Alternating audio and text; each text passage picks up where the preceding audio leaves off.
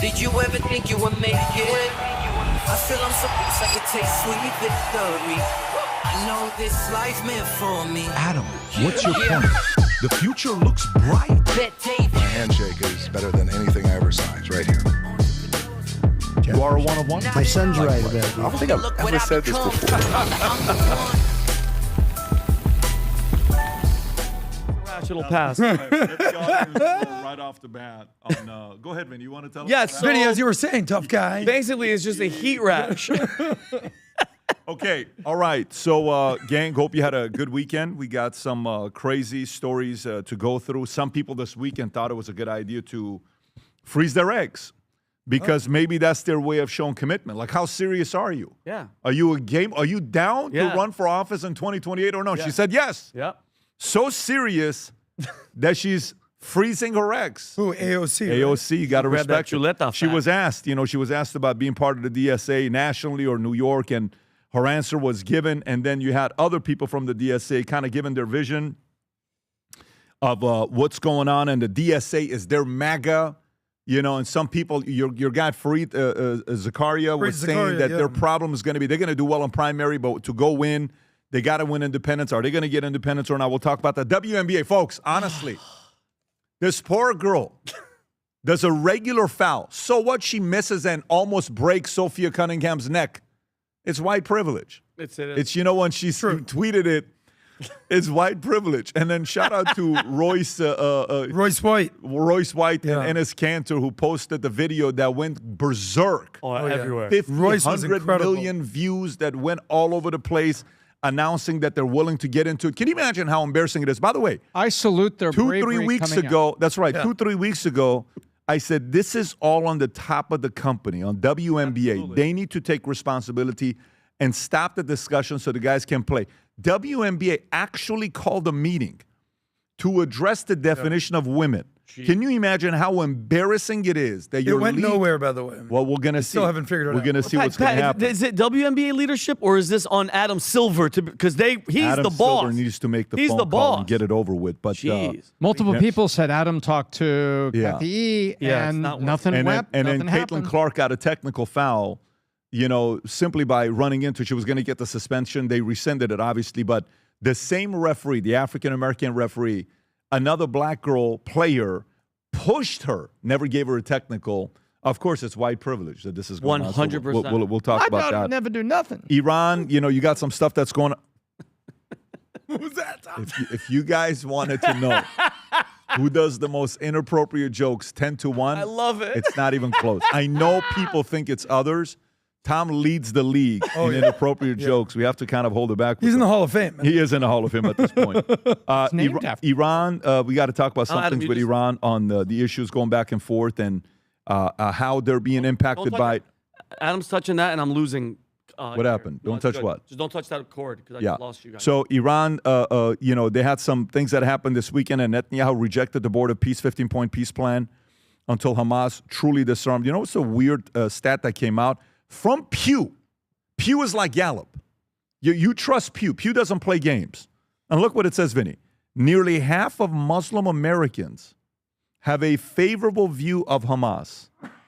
The Pew poll finds. Let me say that again. Nearly half of Muslim Americans have a favorable view of Hamas. Okay, Hamas.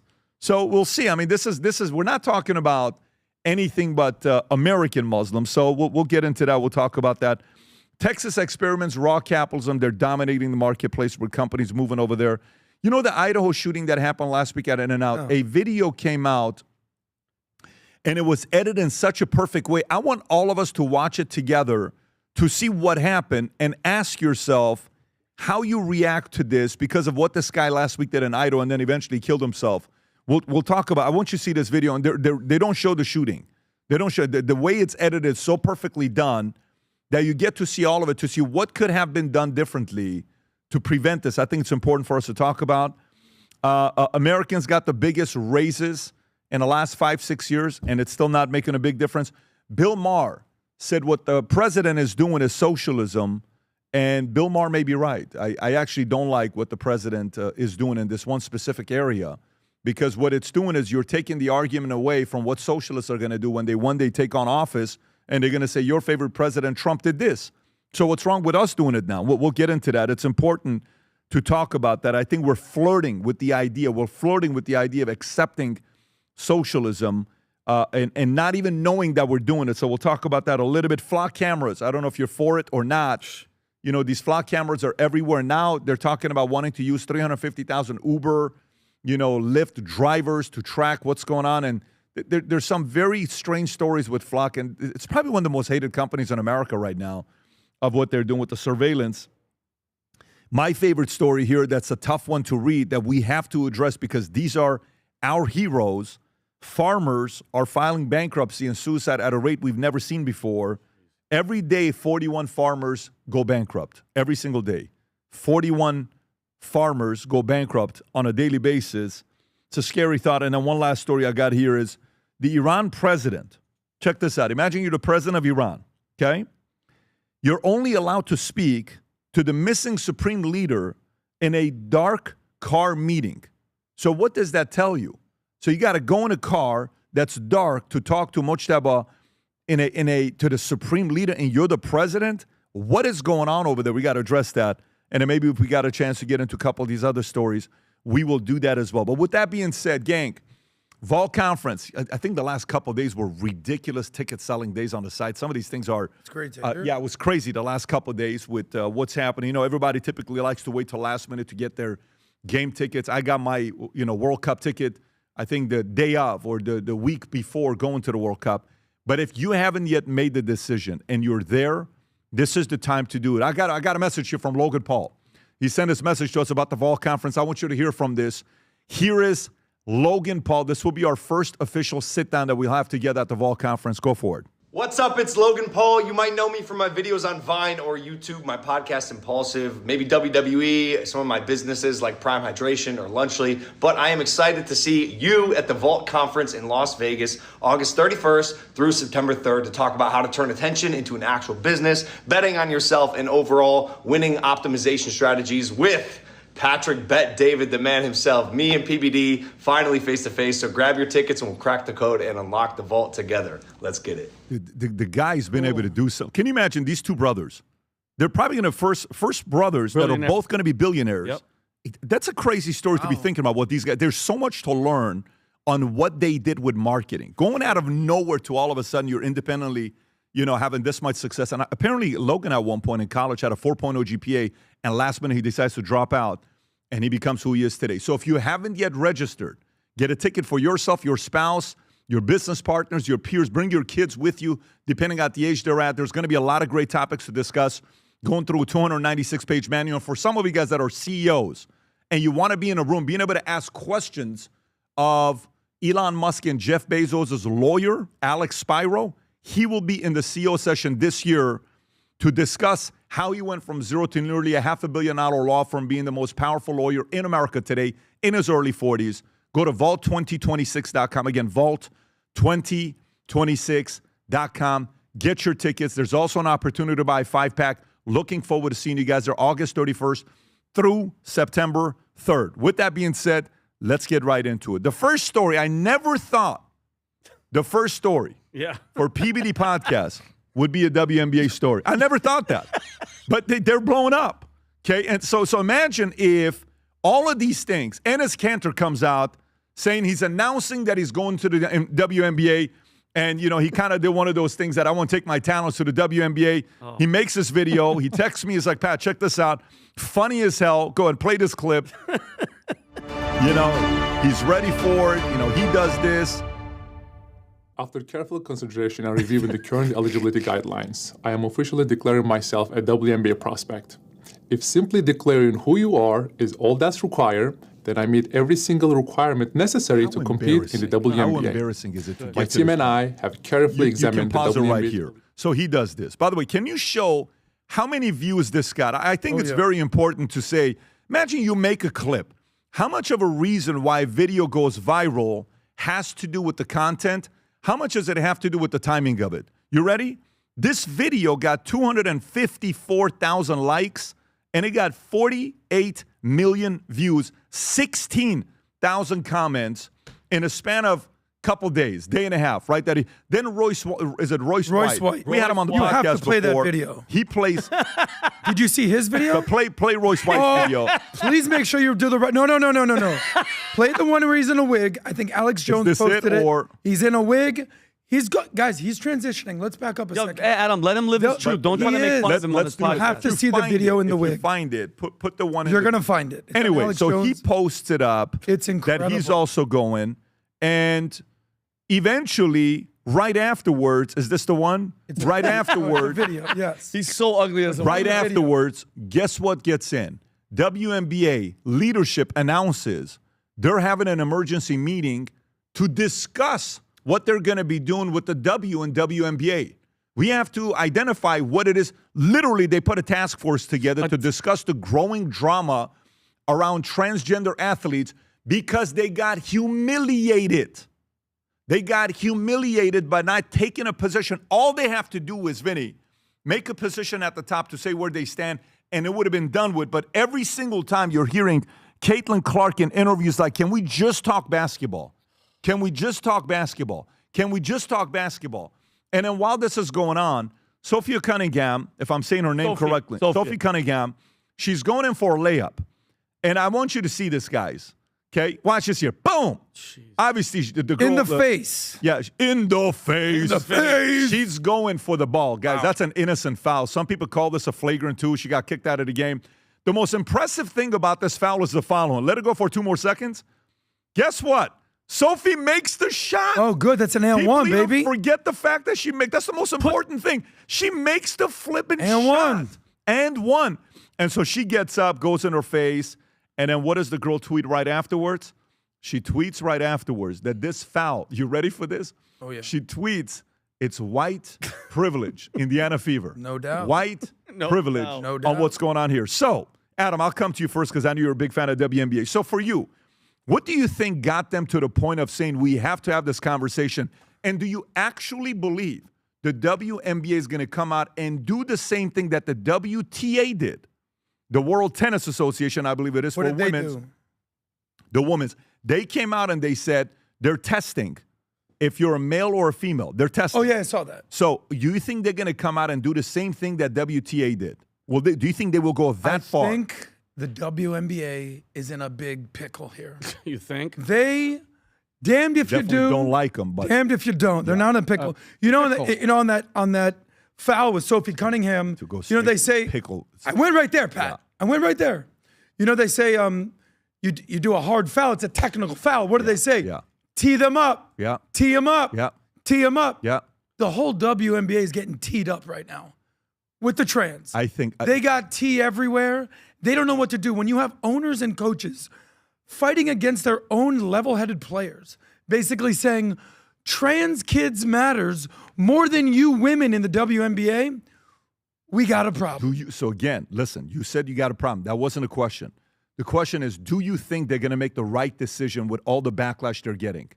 Do you think they're going to be forced to make if you got NBA players like Michael Porter Jr. and Lonzo Ball, like what the hell? So these are guys that's supposed to be favoring WNBA. They're saying, you know how embarrassing it is at that point? They're Stephen getting A. Smith's like saying, what are you doing? And by the way, you saw this interview here? Yeah. In this interview, this is Caitlin Clark's coach. She's calling the foul on Sophie Cunningham. Maybe take it away from here. Perfect. Guys, think about this. If you're a player and you're busting your butt, Who do you want to back you up? You got to watch this because the coach is compromised. She's been this is from last week. Remember where she's like, I can't tell what's a guy or a guy. Like I've never been penis. trained. If I see a penis, how do I know it's real or not? This is the head coach after the foul, By the way, it's sticking up for the By the other way, girl. she's a lesbian. Pronounced Enes. She's a lesbian herself. how can play you this tell? play this clip, and I'm going to give you another. And I just want you to, when she's speaking, just focus on Caitlin Clark when she's given her answer, saying, I don't think that was intentional, defending the girl that hit Sophie in the face and said, white privilege. Watch this. Go for it. One of the things about Nay is that she's going to play her butt off, man. She's going Watch to compete. Caitlin Nobody's Clark's going to go face. walking in for a layup. And so I don't oppose the hard foul, but I also don't think that she intentionally went for the net. One of the things about Nay is that she's going to play her butt off. If you are my head coach, if you are the captain of this ship, so to speak, and that is your freaking attitude after my head almost got taken off, and this chick, Can you imagine if the roles were reversed? This is the simplest way to think about it. If a white girl clotheslined a black chick, goes in the locker room, and the first thing she tweets is black privilege. Forget about it. Marches, right? It's over. It's over. And you know what drives me crazy about this WNBA thing? I feel like Michael Corleone in Godfather 3 when he's trying to get the mafia. Every time I think I'm out, they pull me back in. And it's just, again, they're causing more problems. The juice isn't worth the freaking squeeze. Enough of it already. Israel has nothing to do with it. I don't want to. I don't want us to go there and kind of throw. Pat, they can't get out of their freaking way. It's a failing company, and when it's not though, Vinny. This is the thing. How is it not? If they're losing 50 billion? Enterprises are now being valued at $1 billion, guys. Just think. Listen. As much as we want to take shots at them, tell me how many times we've talked about the WNBA last 4 weeks. Yeah. Every week. Yes. They're winning. Yeah. Well, This is no. They're winning because they're gonna adjust. They're going to adjust, and as long as the Sophie Cunningham and the Caitlin Clarks are there, the conservatives are gonna defend them. This is not going away. Millions of fathers have girls. There's millions of young girls that want to play basketball one day. Yeah. Millions of them. This is not. We can sit here and be like, take shots, and let me tell you, these guys are dumb and stupid. All this. They're going to sit there and just be cashing the checks behind closed doors. Well, as long as they get this right. But here's my question. I don't think they're going to get it right, Pat. My honest opinion. But number two, hold on. Is this going to translate to butts in seats? No, It hold on. is. Yeah, because here's the thing. Who's going to these games? It is, guys. Oh, my God, guys.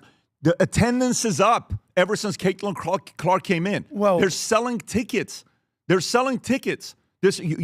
can sit there, and just because you, like the other day, you know how Tico's right now obsessed with what's this show? This Goji, Jujutsu, whatever it is. Japanese oh my anime. gosh, every Jujutsu Kaisen. Kaisen. I watch one episode. I'm going to get so much hate for this.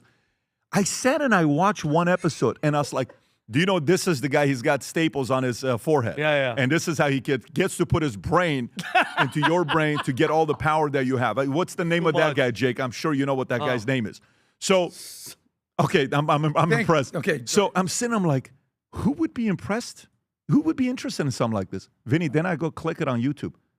Millions on top of millions of views of people that are interested in something you and I would never watch. Millions of people are interested. Trust me. The WNBA is not going away. Their business, look at this. Attendance from 66.15 average to 98.07 in 2024 after Caitlin Clark comes in, up 48%, then 11,000, then 11,000. No, this game's changed. Can you put me the highest and the lowest valuation of WNBA teams? Highest and the lowest valuation of WNBA teams. Highest and lowest valuation of WNBA teams. So while you're doing this, Tom, I'll come to you to get some of your thoughts. I want to play you guys a couple other clips, and then we'll move on from this story. That one clip. Go ahead. Look at that. Look at that, Vinny. The Golden State Valkyries are worth $850 million, Vinny. The average valuation is $427 million. Can you do me a favor? Ask the question, the average valuation in 2020, 6 years ago. Go back to 2020. So what's the high right now? 850, 280, 427, right? Just remember that. 850, 280, 427. This is 6 years ago. If we go 6 years ago, what are you looking at with the numbers? The owners are sitting there saying, I am loving this. Look at that, Vinny. In 2020, $10 to $20 million. Are you following me or no? Oh, yeah. In 2020, Sports Go full valuation, WM France, not 20. In 2020 was $10 to $20 million. Vinny, let me say this to you one more time. The average team's valuation in 2020 was $10 to $20 million. The average valuation right now is $427 million. Do you know what it's done? 20 to 40x in your investment. By the way, you know what's better than that Bitcoin, kind of return? buddy? Yeah, I'm investing in WNBA. No. Okay, you're joking? Do me a favor. Joking. Can you go and say, but that's without one team. Do me a favor and ask, if a person had $10 million to put into WNBA team in 2020 versus Bitcoin, what outperforms what? Just watch how embarrassing this is. As much as we want to laugh at the WNBA, Caitlin Clark has turned a bunch of people into billionaires. People don't realize this. All it took was a straight white girl who likes dudes to enter a black lesbian league, and she dominates them, and everybody hates her for that. She just wants to play the game. She doesn't want to talk politics. She took a picture with Obama. She doesn't want to be seen as a Republican. She doesn't want to be seen as a Democrat. She just wants to play ball. Look at the return here. Let me show you this, Vinny. Watch this. Go back up. All you have to do is go back up. There's a right there. sentence right The there. sentence is right there. Go right there. Bitcoin has 9x'd. Vinny, you 42.5x'd if you own the WNBA team. No matter how much shit people are talking, they're making these guys so much money. It ain't even funny how much. I'm rapping right now. Yeah, Brian. money That's how ain't bad funny, it's getting Gunny. right now. But Get yourself a WNBA team. So, Gonna make it that green. Tom, Unbelievable, Pat. First of all, Vinny, you're speaking pure logic about the coach. That is not a coach. She carries the title of coach, but she is a spokesman for the culture and the DEI standards of the WNBA. Got it. And she does not support her players. She supports that. So that's what's going on. You do not have coaches defending players the way you think you have. So here's the 4 choices they have, Pat. I all weekend I looked at it and I synthesized it. Number 1, they reject Kanter, and they reject the 2 guys as, hey, that's a PR stunt. They reject them. What happens? The heat and everything in the PR war and everything that's going on continues. So number 1, reject them, the war continues. Number 2, you establish a trans standard. You have to have transition surgery, your hormones can't be this. There are trans standards that are out there that are still not creating fairness between men and women competing, but there are trans standards. So they've created trans standards and then say, now we're trying to make it fair and you guys don't qualify as trans standards.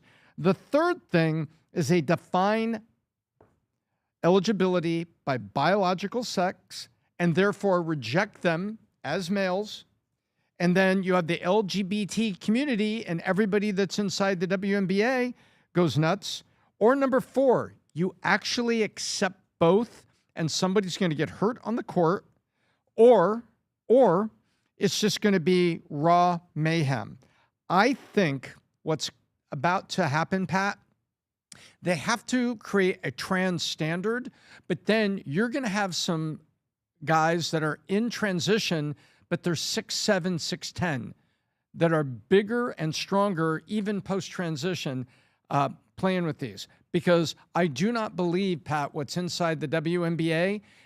Do you think they can go to a biological test like tennis? they have to do it, Tom. They have to do it. But if they do that, Pat, think about the culture and everybody but that's inside WNBA. Won't it be warfare with the LGBT? Let me tell you what's the bigger concern. Here's the bigger concern. Do you know what the bigger concern is?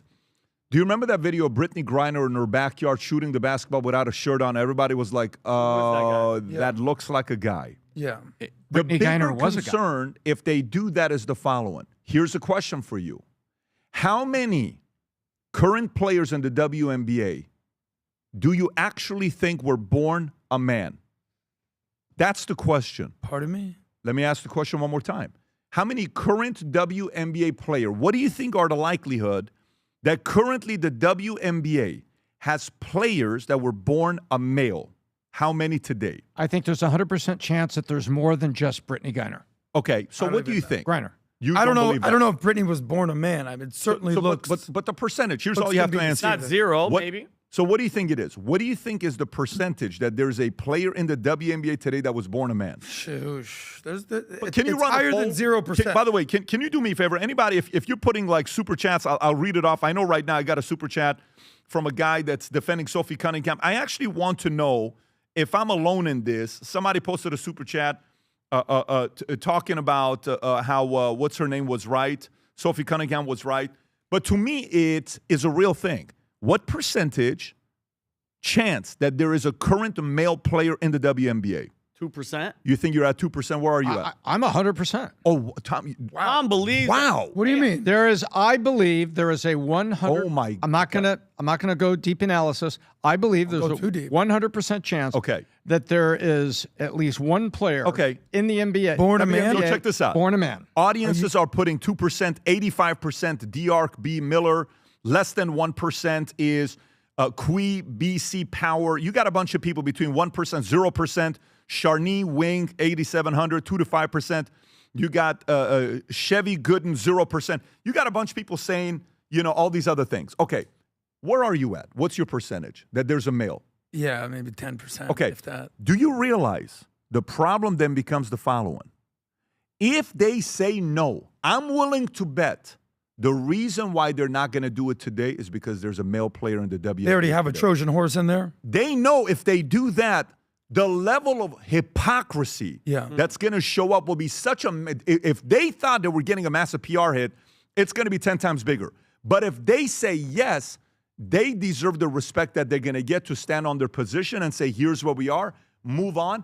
If that story gets exposed, that the WNBA currently has a male player, do not be surprised the moment they announce this, that less than 5 people quit the WNBA and get out. And they do what's that guy that got on his knee did? Kaepernick? Or Colin Kaepernick. Colin Kaepernick, that did. They get on their knees. I foresee something like that taking place. And I want to get to the next story here. I want you to watch this here, by the way. I want you to watch this here. This is Dana White. Zoom out so I can read the description. This is Dana White. He's being asked... Which one's Dana White? He's being asked, the man? He's being asked why they don't have ring girls in the UK. Listen to the answer. You will be shocked why he cannot have ring girls. Ring boys. Listen to. Oh, can you just let me ring girls in the? Go ahead. Where are the ring card girls? Don't even get me started. Watch this. I don't know what round we're in. The UK won't use ring card girls unless you have ring card boys.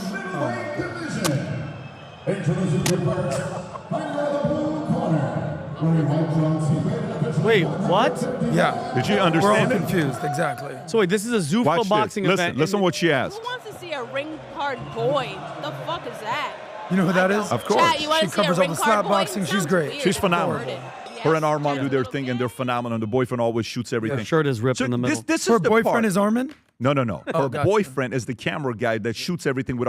By the way, her and Armand, when they make the videos, the chemistry they have, it's like, they're Nina. phenomenal. I think her name is Nina, right? I think. Yeah, I think she's great. She's phenomenal. But look at the madness in UK.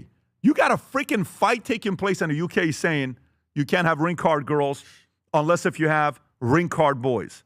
It's absurd. I mean, absurd is an understatement. That's double dumb. It's stupid. What do you want to? Who wants to look at boys walk around being like second round? And by the way, come on, guys. By the way, it's not even who wants to see boys. Believe it or not, there's a lot of people that want to see boys. But the question is, hang on a second. There is a question of the audience that goes to the UFC. Do they want to see boys? Hell to the no. They're going to see guys fight.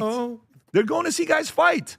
And they want to see. I don't even want to see girls fight, but they do that. I want to see them being ring. I have a question. Tom. No, hang on a second. Yeah. Is the UFC? Tom, please don't defend the ring boy. No. I'm not. God.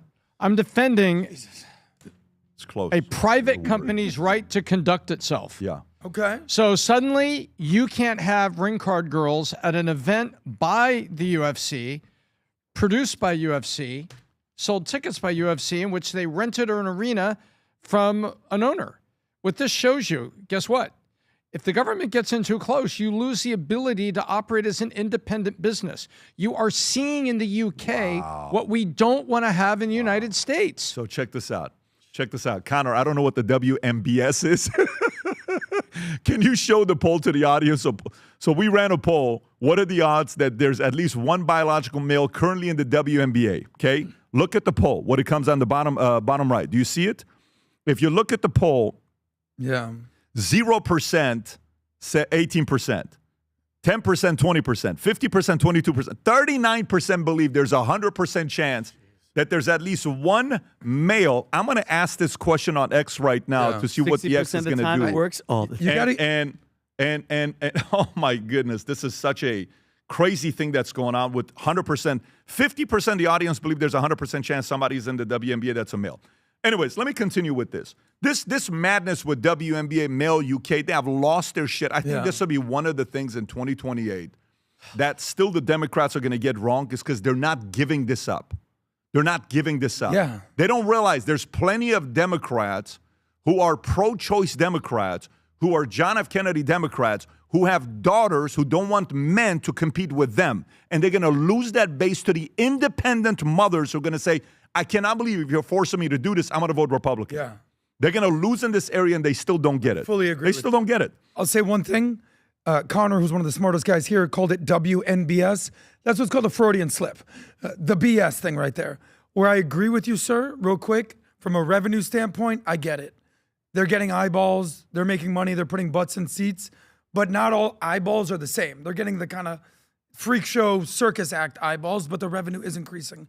My concern for the WNBA, which I've already lost them years ago, is their reputation.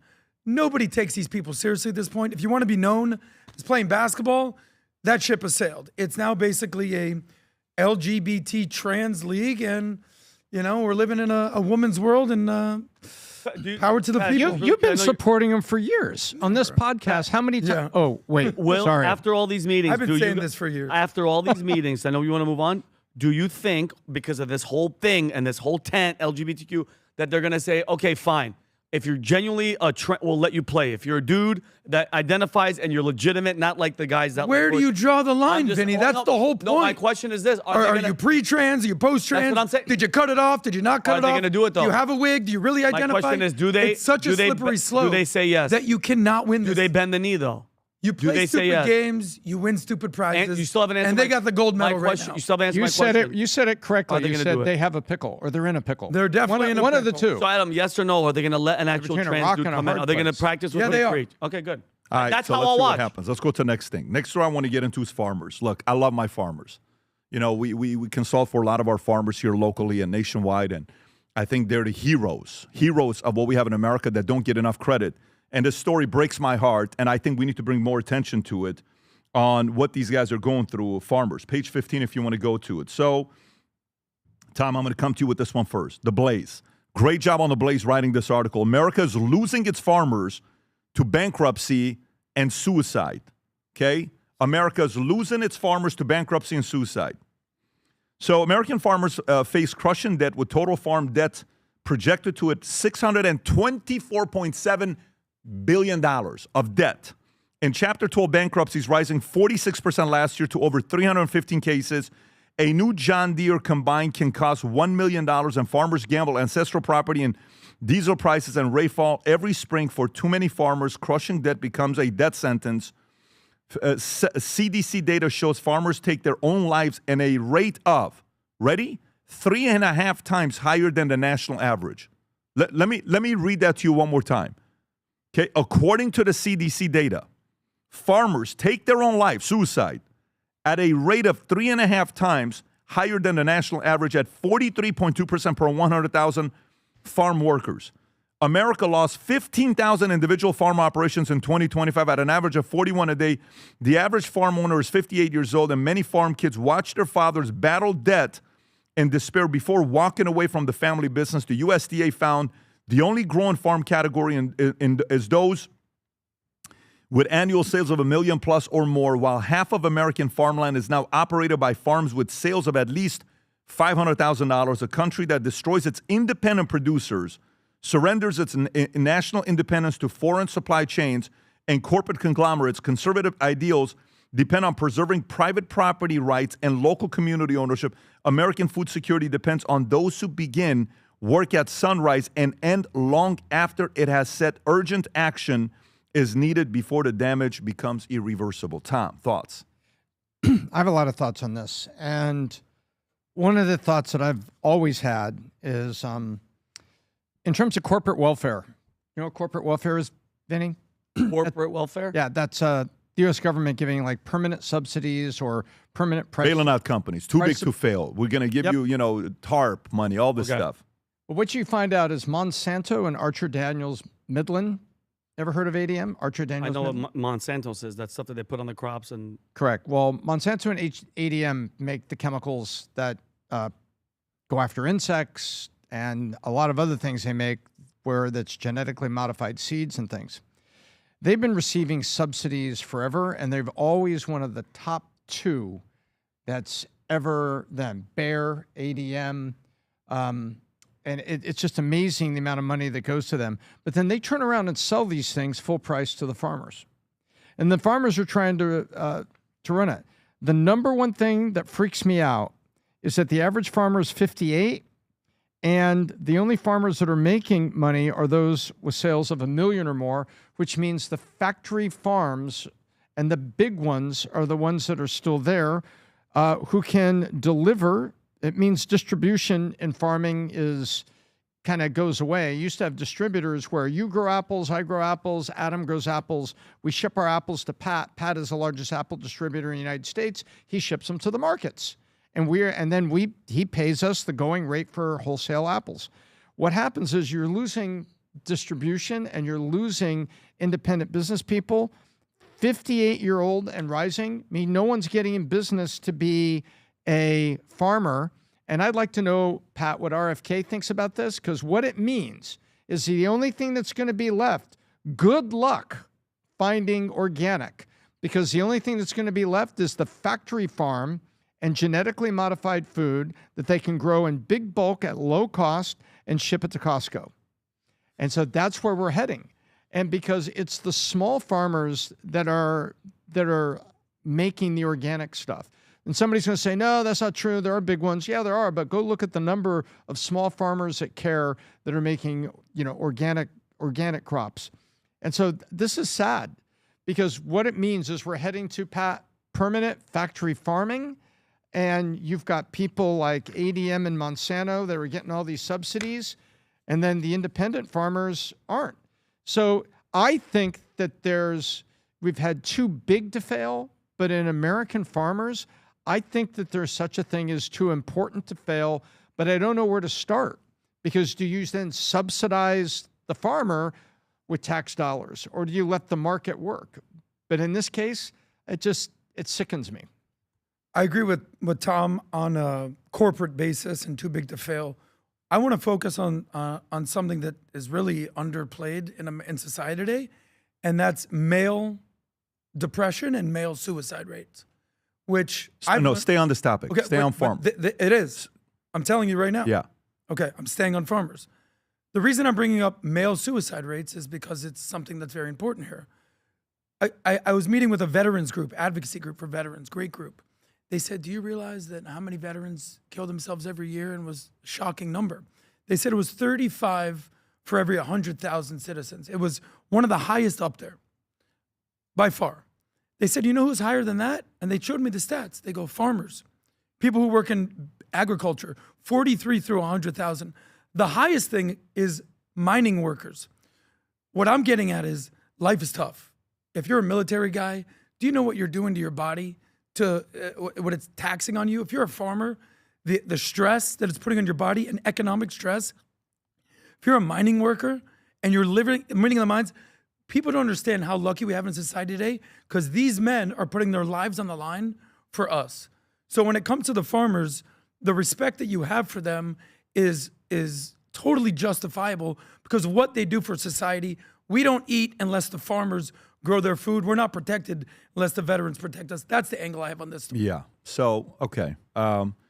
You're not saying, hey, life is tough, suck it up, someone's got to do the job. That's not what you're saying, because that's a very cold position if you're taking that. That's not what I said at all. This is tough out there. Yeah, you know when you go to the airport and you see military, and I always want to walk aside and say, hey, thank you for your service, thank you for your service.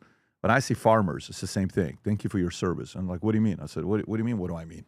What do you mean, what do I mean? How many people are willing to do the job that you're doing? And there's something very emotional about it, because they hang with their kids.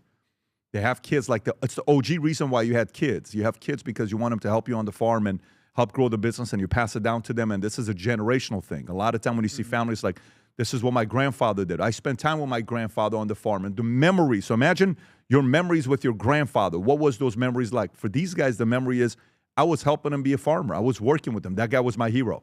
And right now, the way they're modeling it, they're finding ways like, they're too big to fail, similar to how military-industrial complex came in and they bought. We used to have 55 different companies that's built and sold weapons, and that were competing with Boeing, that were competing with General Dynamics. Now we got like a handful of them. We showed that chart. Yeah. We've shown this many times, and now this is why I'm happy that Palmer Luckey is doing what he's doing. Trust me, we want more farmers. Trust me, we want more farmers to be, doing what they're doing rather than picking them up and going through it. Unfortunately, a part of capitalism is this is what happens to capitalism. Unfortunately, there is not, there's no, and the government gives a lot of subsidies every year to farmers. I don't know if you know the numbers or not. It's a big number that they give out to them. It's a very big number, because they're trying to find a way. They're trying to find a way for them to stick around and do their business. But yes. a lot of what BDC does is helping blue collar businesses grow. We you have any farmers that? Absolutely. Oh, really? Saul and Mario just went and visited 2 of our farmers. One of them does $150 million a year. The other one does $300 million a year. Yes. Oh, I didn't know that. The margins are small, but they work their tails off. Can and they so adjust? Some of them can, some of them cannot. And remember, it's like the small businesses. The small businesses, remember the numbers said $500,000 to $1 million? These guys are trying to they're having a hard time making it work right now. It's very tough. But do their kids want to get back into the business, or they want to get? Some of them do, some of them don't. Yeah, right there. Look at that right there. So in 2025, $30.5 billion in direct government farm payments was made just to make sure they make it. 2026 forecast is $44.3 billion. So we're doing our best, but the reality of it is the model of the bigger ones coming and picking up the smaller ones, it's just happening at a very fast pace, and you hate to see these stories. And so, yeah, it breaks my heart. Well, this is what's called crop insurance, and the American consumer pays for the crop insurance. But the top 10% of the recipients take 78% of it. Yeah. And so the So it small still guys rolls at the up. bottom, that bottom 80% only gets 8%. You know of what that this is number. like? And I want to move on to the next story. This is kind of like when they were giving out the PPP loans, and we had a board meeting. And I don't know what the amount was for us. It was somewhere between $1 million to $4 million that we take on PPP loans and never have to pay it back. And I sat with my board. I won't say the guy's name. He'll remember this. It was a handful of people in the room. They said, hey, let's take the money. We don't have to do anything with that, so I'll never take this money. He said, why not? I said, we're killing it right now. We're making more money than we've ever made before. You want me to take PPP loan? It's not impacting me. If it was, we would have taken it. It's not. Let the restaurant guy take it that's going out of business. That's what he's saying. So 78% of it is going to the big guys that really don't need it. So they need to readjust this to give it to people under a certain amount of dollars that they do per year, not the big heavyweight guys that are already succeeding and winning. So there's some adjustments we can still do in this area, and hopefully we will. I double-checked the number. Bottom 80% of the farmers only receive 9% of that. That's BS, because that's who needs it. That's who needs to go to. Yeah, that's BS. So the money's going to all the big guys? Dude, that's you know what that's like? That's like giving unemployment checks to people that are employed. It's so stupid. What are you doing? If there is the unemployment insurance that we have that pays it out for 3 months until somebody gets a job, just give it to them. We're giving our money to everybody. I think it's a mistake. But anyways, let's adjust.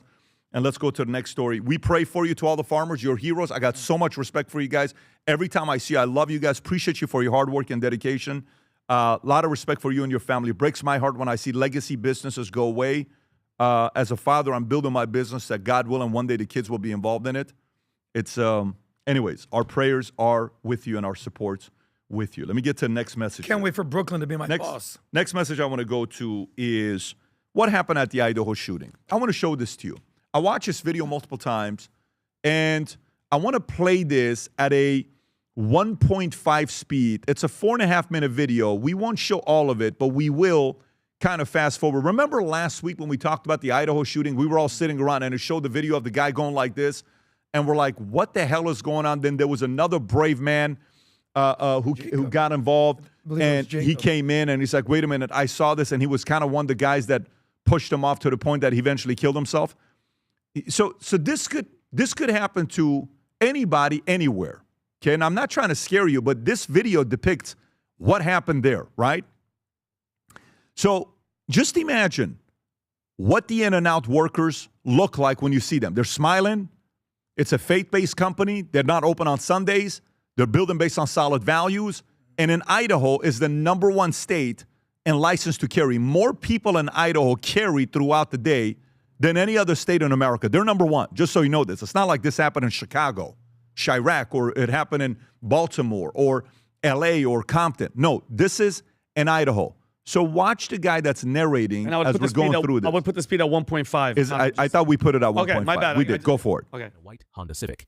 When he reaches the payment window, the gunman shoots the first victim, Ashley Garibay, who later succumbed to her injuries at the hospital. The gunman proceeds in the drive-thru, parking his car. He shot her already, just so you know that. That's one. Now watch what he does.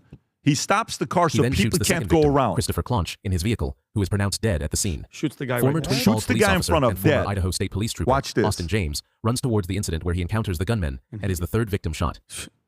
Horrible. So the cop just runs up. And gets shot. He gets shot, runs away, he's bleeding. Mr. James retreats and draws his handgun, He's in a preparing black to engage shirt, the right? gunman. The gray shirt. Perpetrator is Yes. in the black Yes. shirt. Got it. Now watch. Adam, people are These stuck in people Due to all his severe running. injury and blood loss, he is pulled back into his vehicle and given That's a aid before police going to the officer in hospital. Sheriff, off yeah. duty. Okay, gotcha. So now watch. People are panicking. Yeah. They The got gunman returns to This the is the payment guy. window I and would've observes watched. employees rendering aid to Ashley. He fires into the window a second time before his He's handgun shooting jams. in the He window. returns to his vehicle to retrieve a rifle.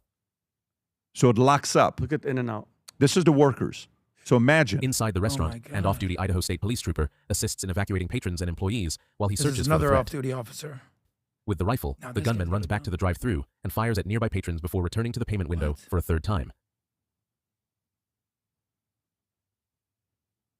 There's a cop. Yeah. But wait for it. There's a couple guys I want to come help and see what happens to them. The off-duty ISP trooper and the gunman exchange fire. Shooting at him. The Oh my gunman God. retreats before returning to the payment window for a fourth time, firing inside and striking the fourth victim, a good Samaritan who is attempting to assist the off-duty trooper and render aid to the victim inside. We still haven't seen that guy. Wait Jordan, for it. yet. Wait Let for it it. No, you're not going to see it. See what The he gunman does. proceeds to the food window. Upon seeing no one inside, he moves on. What's wrong with this guy? It's called the devil. People like this exist. So now watch. These people are trying to get out and go In the save themselves. drive-thru, a woman fleeing from inside the restaurant runs alongside the building before encountering the gunman. She takes cover behind his vehicle and picks up the handgun he left behind. And now he runs off. So no, he's running off towards the road. It looks Yeah, like. but watch what he does at the road. So now innocent people are driving by. Watch what he does. It's going to tell Discovering you. it is jammed, she discards the pistol as she runs away, and the gunman walks towards Blue Lakes Boulevard North. The gunman fires at multiple vehicles that are stopped at a Just red starts light, shooting at the striking 3 cars? victims. Listen. He starts shooting at cars driving on a regular road. Oh my God. Sick. So then he comes back. A good Samaritan with a handgun engages the gunman who is running north Oh, towards the that's Tesla what this charging guy's on the station. Right. Yeah. So you see the guy right there charging his car in his Tesla. Look what he does to him. He almost falls. Watch. Look. The gunman shoots the 8th victim in the first Tesla. He then shoots the 3rd deceased victim, Listen. Dale Schultz, and his passenger, the 10th victim, in the 2nd Tesla. Deceased. The gunman proceeds through the parking You're lot sitting towards in the your Twin Falls Tesla Visitor charging Center. your car. He is seen by people inside who evacuate the store. This is just sick. This is just sick. He's just killing Left and arbitrarily. He doesn't Then he goes. care who it is. Then he goes to There's a no reason. trail and he talks to some person that works there that kind of delays him. Then the cops show up, and then when they surround him, like the coward that he is, he shoots himself in the. So face. how many fast food workers do we have in America Oh, that are young kids? How many Hundreds of parents do you have right now? Now imagine you're a parent, your kid works at McDonald's, works at Burger King, works at Wendy's, works at In-N-Out. Every day your kid goes to work, this could happen anywhere. So now, how do you process this right here, Tom? Now that you see the video going from the beginning to the end, how do you react to it? I have a lot of thoughts. I'm curious to know what you think about it. So, first of all, I know this area. Kim, myself, the girls, we've been to this exact In-N-Out a dozen times. Right across Canyon Rim Trail, where he ultimately shot himself, is where my father-in-law lives, right there in Twin Falls. And this guy was just absolutely disturbed. We can talk about him all day long. But what I was amazed at the video, how many times did he say Good Samaritan? It's because there is a reason that Idaho is number 50 in muggings and in crime, because there's a 62% chance someone's going to be armed. And in the midst of the tragedy, I honestly was sitting there thinking to myself, how many times was he interrupted by a citizen with a weapon? A citizen with a weapon deterred him from the main street where he was indiscriminately shooting at those cars came back. And it's just, and this is before the police could arrive and set up perimeter and do with this. And so I'm very pleased that trained, responsible citizens were part of this. And I think people are going to talk about the tragedy side of it, which is number one in the headline, and people just charging their Tesla. 2 of them get shot in the front seat of their car, sitting there in a Tesla, waiting the 20 minutes for it to get about an 80% charge. That was a supercharger station. But how the second point I go to is, if it wasn't for the Good Samaritans there, how much worse could this have been? Yeah, so to me, the first thing that I get is, whatever you do, get a gun. Follow the guidelines of your state. Follow the guidelines of whatever you're doing. You have to protect yourself today. There's a lot of weird things going on right now. I'm going to show you a clip of what happened this weekend when Adam went to dinner in Miami. I actually want to go through. We'll go through it right afterwards. too, because I want to hear your thoughts from it as well. And people, there was an article we read last week that said 2020. We read last week that said 2028. I think it was Axios that said 2028 will be the year of AI elections, right? Bots. I posted Adam Kinzinger said something. Can you go on Twitter? Can you go on Twitter on Adam Kinzinger's account? I cannot even believe I'm going to this guy's account. Go to Adam Kinzinger's account. I don't know who he was until you guys were describing it to me. I'm like, who is this guy? Go to Adam. I think we've talked about him once before, and then you remind me. I'm like, okay, I know who he is. He got shot out of the Go a little bit lower. Go a little bit lower. So I retweeted the fact that, Elon Musk's Starlink is thinking about competing with AT&T and others. And I said, we were on a flight that had Starlink, and I was go right there. You're about to get to it, right? Go, click on that first. Click on my tweet first so we can go back. So, and right there. So Starlink is preparing to launch a rival cellular services challenge to T-Mobile, Verizon, and AT&T. I was on a flight yesterday that has Starlink. The service was amazing. I was able to FaceTime and make calls during the entire flight. Literally, I'm making calls and doing FaceTime with people calling me. They're like, what are you doing? I'm on a flight. Now, it was a PJ. So we're with our business associates, eight of us. We're not on a regular flight that we wouldn't be doing that with people sitting on. First of all, flight attendants won't let you do that. So Adam responds back and says, which is so amazing just for everyone around you to hear. Bet you loudly talk about all your business deals, which we do. But he's being sarcastic, and I'm asking, what is he saying by this? I'm just curious to know what he's saying. So I went back and I responded to the comment. Go a little bit lower to see my comment being, and I said, says the guy who got a preemptive pardon from Biden. Thank you. Nothing says I'm guilty like getting a preemptive pardon. I'd keep my mouth shut if I were you. No one on either side trusts you. I would also put likes you. All the best. This is like a prostitute for media that's used. It's a cheap prostitute. They just use guys like this. But if you can click my comment and go under my comment, I want you to see what the first guy says. First guy says, STFU, which you know what that means. You're a Jewish puppet. Oh. Okay, all right. Maybe I am. Let me click on. Let me see what this guy's saying. Go click on his account if you can. Yeah, hover over the non-picture. And look at this. Account started when? May 2026. Oh, this is a bot. Mm-hmm. So imagine people are like, this works, by the way, just so you know. People believe this. So go back to the account, and if you can, UAE. Wow. Go back to the account and look what I said. Okay, let's see, right there. And you're a bot who started this account 2 months ago. Keep dividing and spreading lies. You don't win at the end. You just make a ton of noise and confuse the majority for a short period, and they do. And so imagine if you're a young person who doesn't double check. Oh my God, these people are these. And then you all of a sudden take action and you go to become a hero and you do what this kid just did and you kill yourself at the end. You killed a bunch of innocent people that are trying to live. So what's the point? What is our responsibility as fathers, men, husbands, leaders of our household? One of the jobs we have is the S word, security, safety. We have to do our part.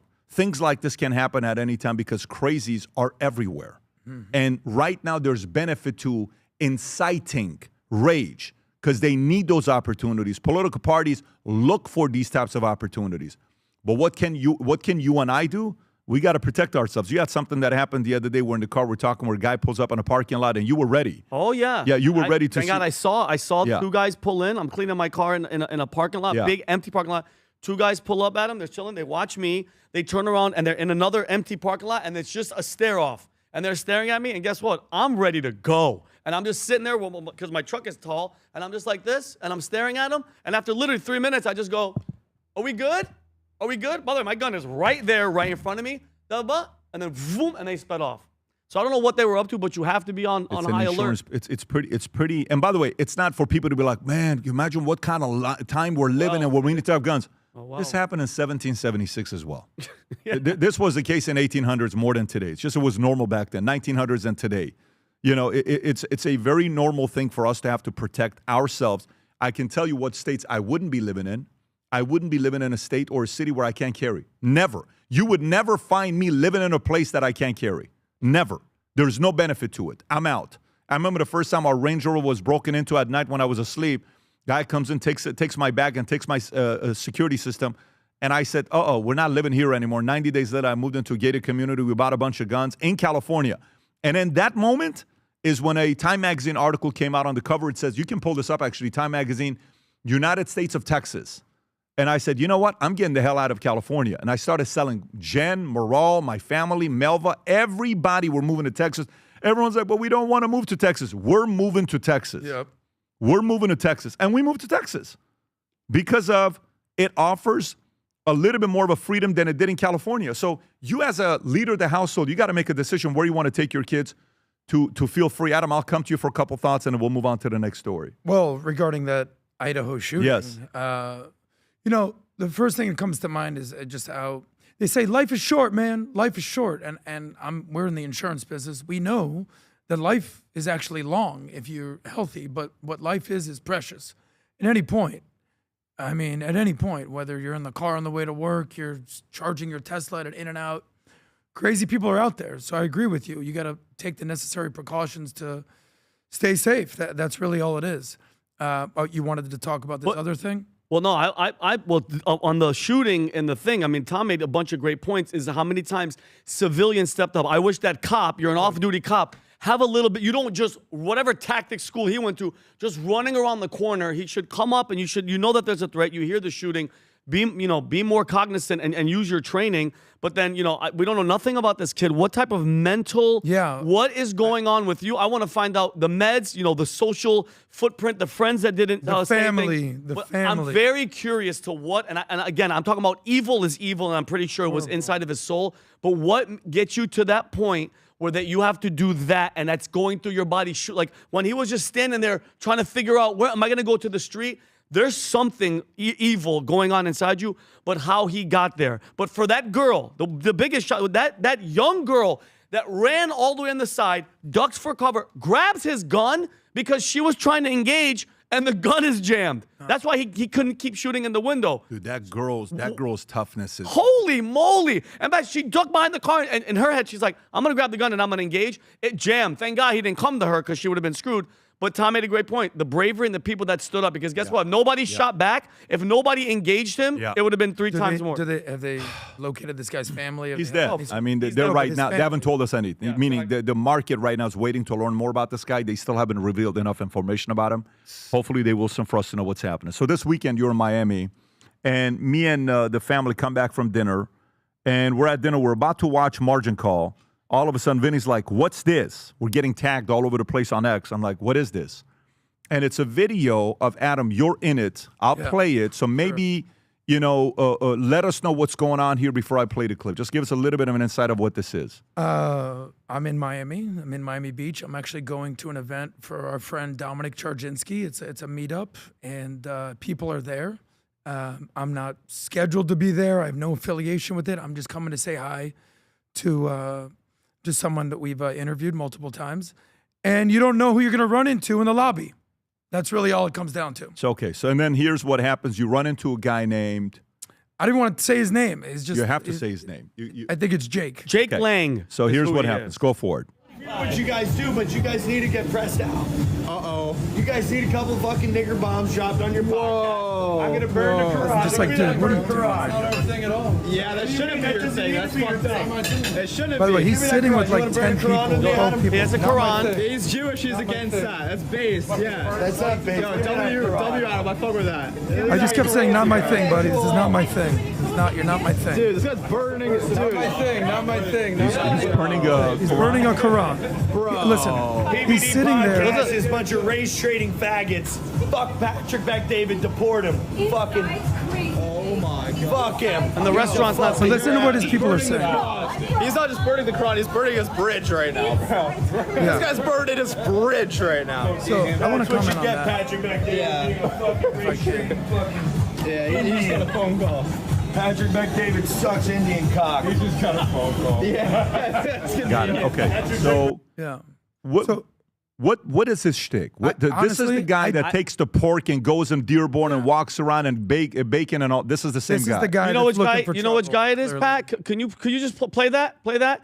This is a Jewish dude. Hold on. Please lower the music. This is a Jewish dude. Okay, a Jewish guy that goes around, says he's Christian, Pat, and he's trying to do civil unrest against Christians and Muslims, okay? You know how I feel about Islam and all that stuff, but I have Muslims friends and I love Muslims, but what he's doing, burning the Quran, shoving bacon in it, you know exactly what his motive is, and I'd be very, very interested to see who's paying him to be that guy. That's not normal and that's not natural, Pat. That's not organic. That's all a show. And he's in a restaurant with butane or lighter fluid lighting and nobody's saying anything. Yeah. He's a fraud. He's a fraud. And I would bet money, Jake, none of this dialogue that you would ever say about him or us ever into our face. Ever. And keep going. By the way, keep going. Keep going to Dearborn and keep doing that crap with the bacon. No, some people say he did say to Adam's face. Yeah. Well, listen. I'm saying say it to me. Say it with me there and see what happens. Here's what I've learned. Here's what I know. You called me. I'm at dinner. I just got to the restaurant. Remember, I was like, "What's going on, PBD?" You said, what happened? How was it? What's going on? I go, what are you talking about? I go, the meetup with Dominic? You're like, no. The video of you. I go, what video? I had no clue. Yes? So you sent me the video. I look at it and I realize this. 15 seconds is all it takes to run into somebody for something stupid to happen. I don't know this guy. I don't hang out with this guy. You run into this person. So all you could do is avoid toxic people. Is this your first interaction with him? Yes. I think he's been on Unusual Suspects. No. He's upset that you don't want him on the PBD podcast. Here, I'll give you some context, actually. You see some other kid. There's a black kid there and a white kid there, if you want to show the video. The one kid saying, he's burning his bridge. He's burning his bridge. This kid, if you say this. He's not just burning this. Watch this. We're giving this kid. Yeah, but hold on. Why did he start recording? There's a black kid there. He knew something was going to go down. There's a black guy there and this kid. Watch this. Just understand. I heard what he heard. He's not burning his bridge. He's burning his bridge because right now. This guy's burning his bridge. He goes, hey, man, would love to come on the podcast and talk to you. And I was like, yeah, man, we'll see. So that's what he said pre. Yes. Him burning the I said, hey, man, we'll see. That's not my call. And then he goes, well, we got to something about, we got to press you, And I'm like, oh, okay, whatever that means. The kid was trying to basically coordinate us. I'm like, yeah, bro, we're not talking. Imagine you're a black guy sitting at dinner with this guy who's shouting the N-word. Why are you sitting with this guy? Why don't you punch him in the face? Imagine you're this kid that's trying to, I don't know, do something reasonable with his life, Jake, and this is who you hang out with. My ultimate point is this. The people who are sitting with this guy have a choice to stay at that dinner or leave. I've been in some stupid rooms in my life. I've been around some stupid-ass people. What I do is walk the F away. If you're that person that after dinner stays there, after some guy burns the Quran, shouts N-bombs, telling everybody everything, that's on you. This guy's got major issues. Good luck to him. Yeah. My question is the people around him. But why are you around this person? But where Jake Lang is the January 6th with a bat hitting, bro, he's there to provoke. And I hope somebody out there, I don't know, one of these investigative journalists, and allegedly texting underage girls and trying to holler at girls too. So if you think about who he is, what he's doing, where he's from, Pat, and then beating up cops with a bat, can you show that's him with a bat January 6th? No, this is emphasize that. That's Jake Lang. He's there, J6. So guys, so don't gotcha. Piece it together. Who he is, what he's about, what he's claiming. He's an operative. So that's plain and simple. You're a fraud. You're a fraud. Thank you for sharing that. As much as information you know about him, I know nothing. Yeah. He was a dude who came up to me. Well, we opened our doors. What's That's up. what we gave He's him. been here on the show. We gave him Unusual Suspects. We were freaking cool. You were on the show with him? I was on the show. I was cool. I was hosting the show. I wasn't on that show. No, you weren't. I don't know you're not this an guy. Unusual Suspect. Yeah. So I'm just saying I know this guy. This guy is unoriginal. He's a freaking operative, and I can't wait to find out. We're giving him exactly what he wants. No, Mike, it's not even what we're giving him. So he, I saw a girl the other day tag me in a video, and I'm like, wait, she just like went off. Patrick Bet-David is this, and she just went off on trashing me. I'm like, wait a minute, I think I know this girl. She came for a job interview. Oh, really? And I said, let me go check my DM with this girl. I did.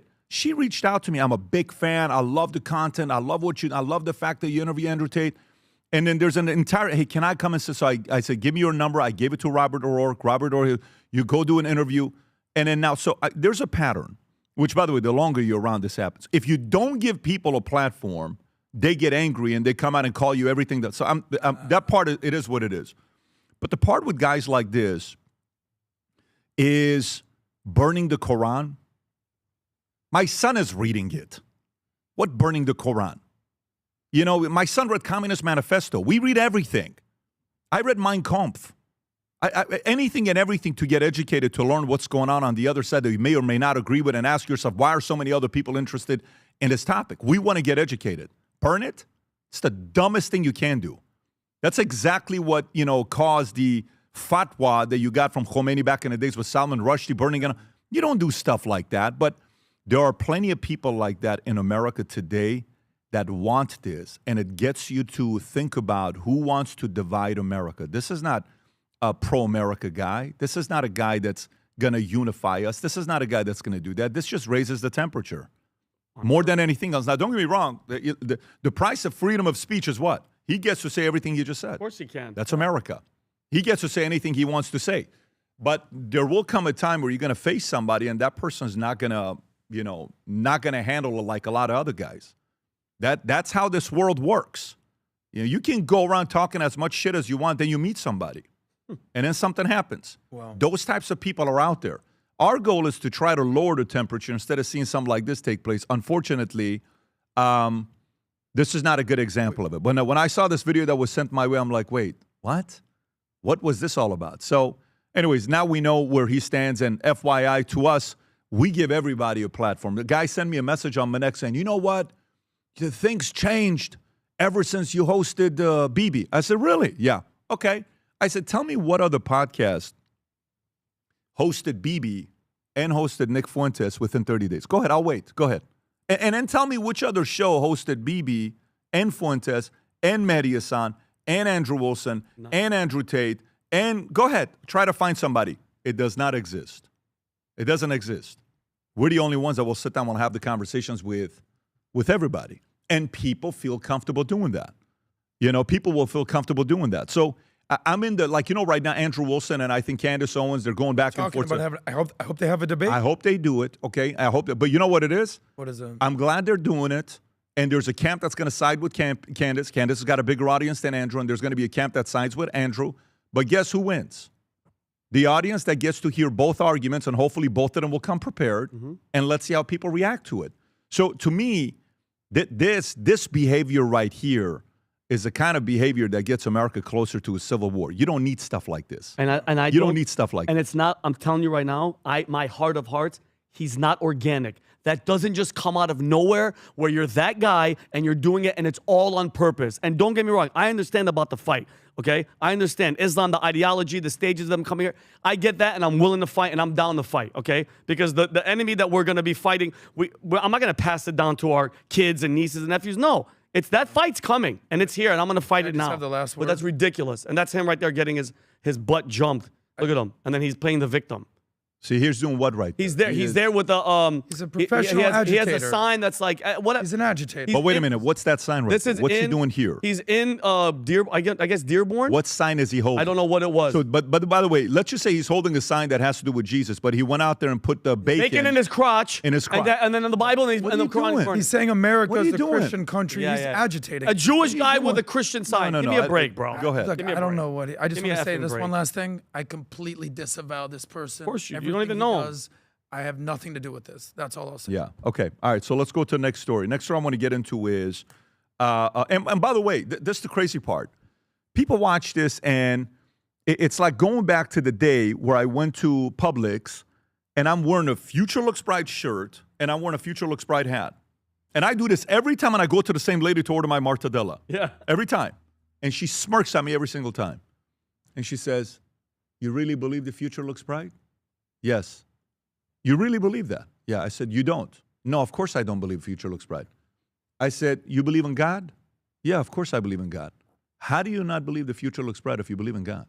"Yeah, but that's after we die." I said, "No, that's not how this works." I said, "That's not how this works. It works when you truly believe in the future looks bright because God is in charge at the end of the day and everything works itself out." Even with that bot, when I said, you're going to be able to confuse certain people and all, but you're not going to win at the end of the day. Folks, bots are coming for your brain and your mind. Yep. And unfortunately, you know who they're able to get? The younger audience. "Oh my God, let me go do something because I'm a hero." And I certainly believe the future looks bright ourselves. That position's not going to change for us. And by the way, we're about to announce 3 new shoes. Oh, I can't wait for you guys to hear the whole new big announcement we're making with Future Looks Bright. In the interim, let's play the clip for the FLB shoes. Go for it. We set out to create a shoe that blends comfort, function, and luxury. We had the choice to make it fast. We had the choice to make it cheap. We chose neither. Instead, we chose Tuscany, Italy. We chose true Italian craftsmanship, each pair touched by 50 skilled hands.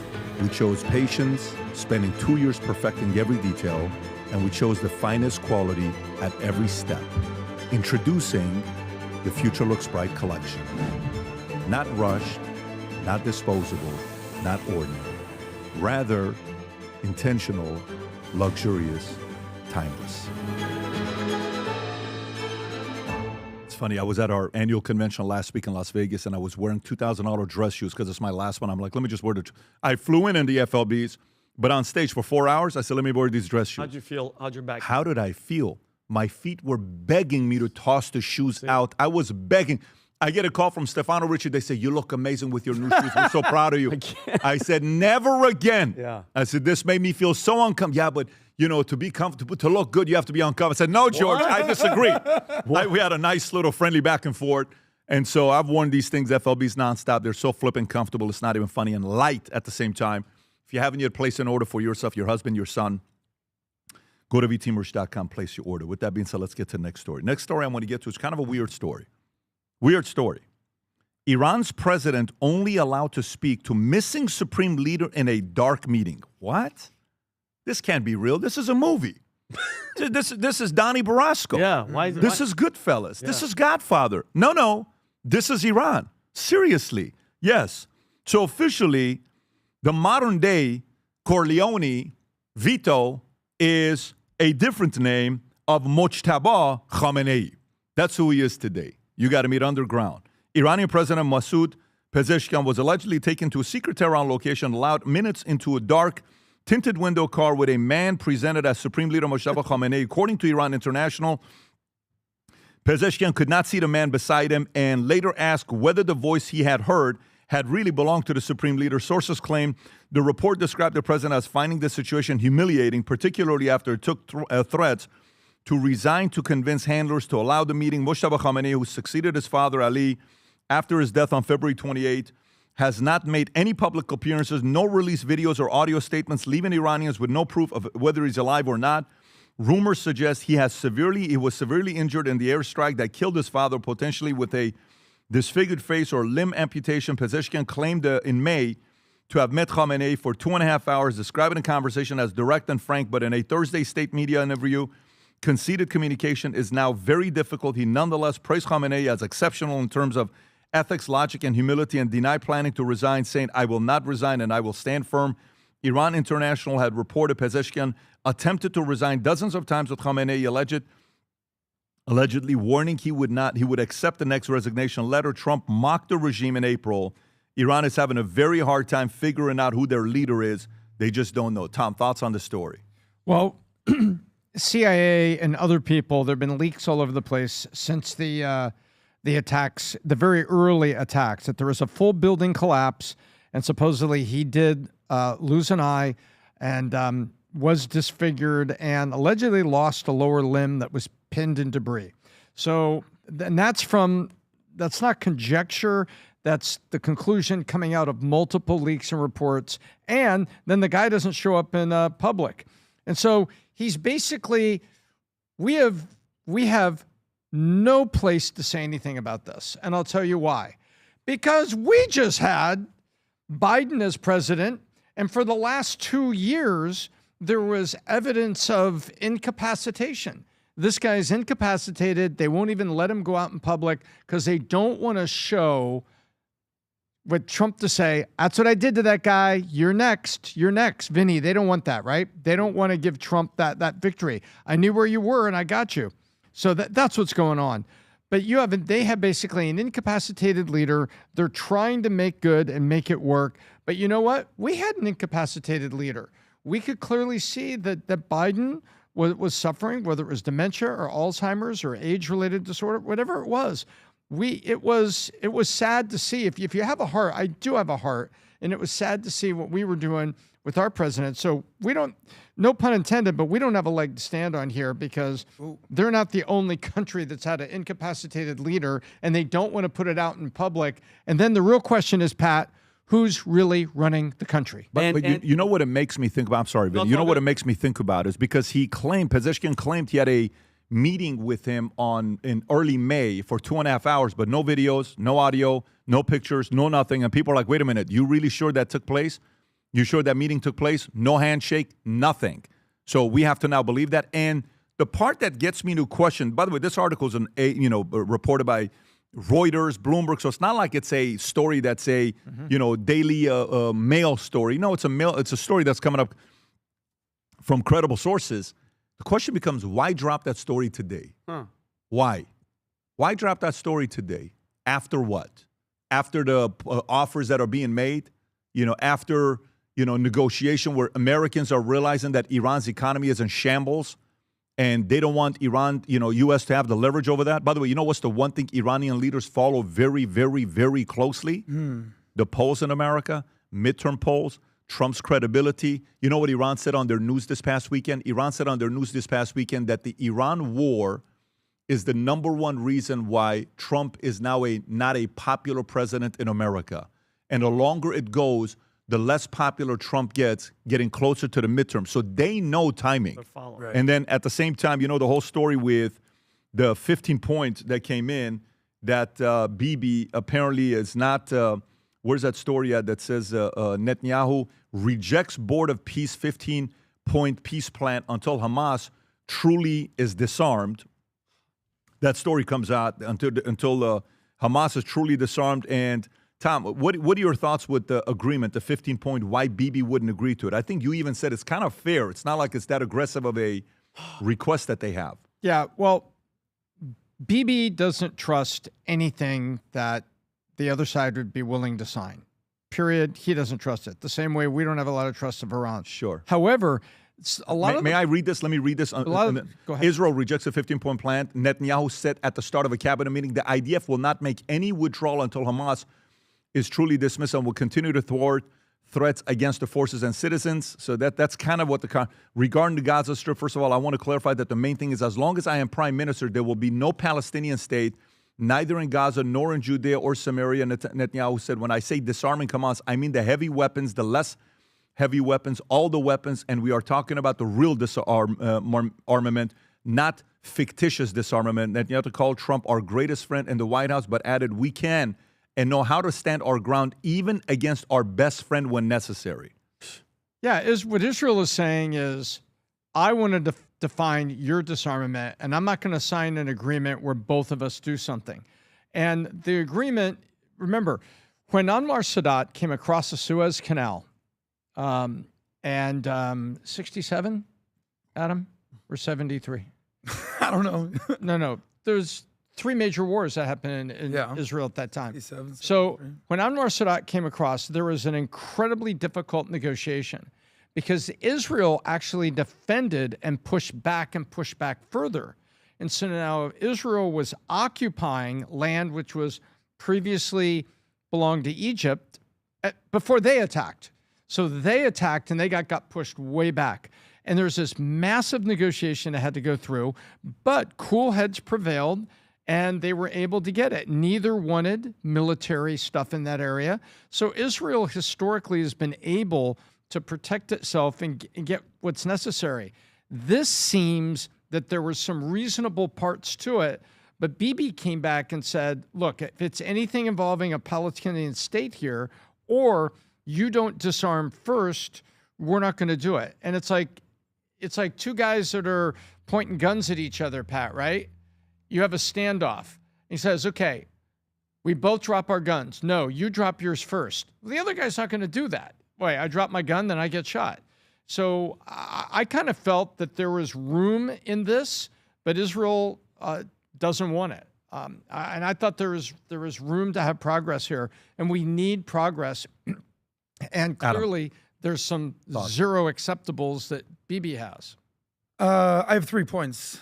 So number one, Trump is in a very tough spot. I don't know if you've ever tried to negotiate with an Iranian and a Jewish guy. It's not easy. And that's what Trump is trying to do.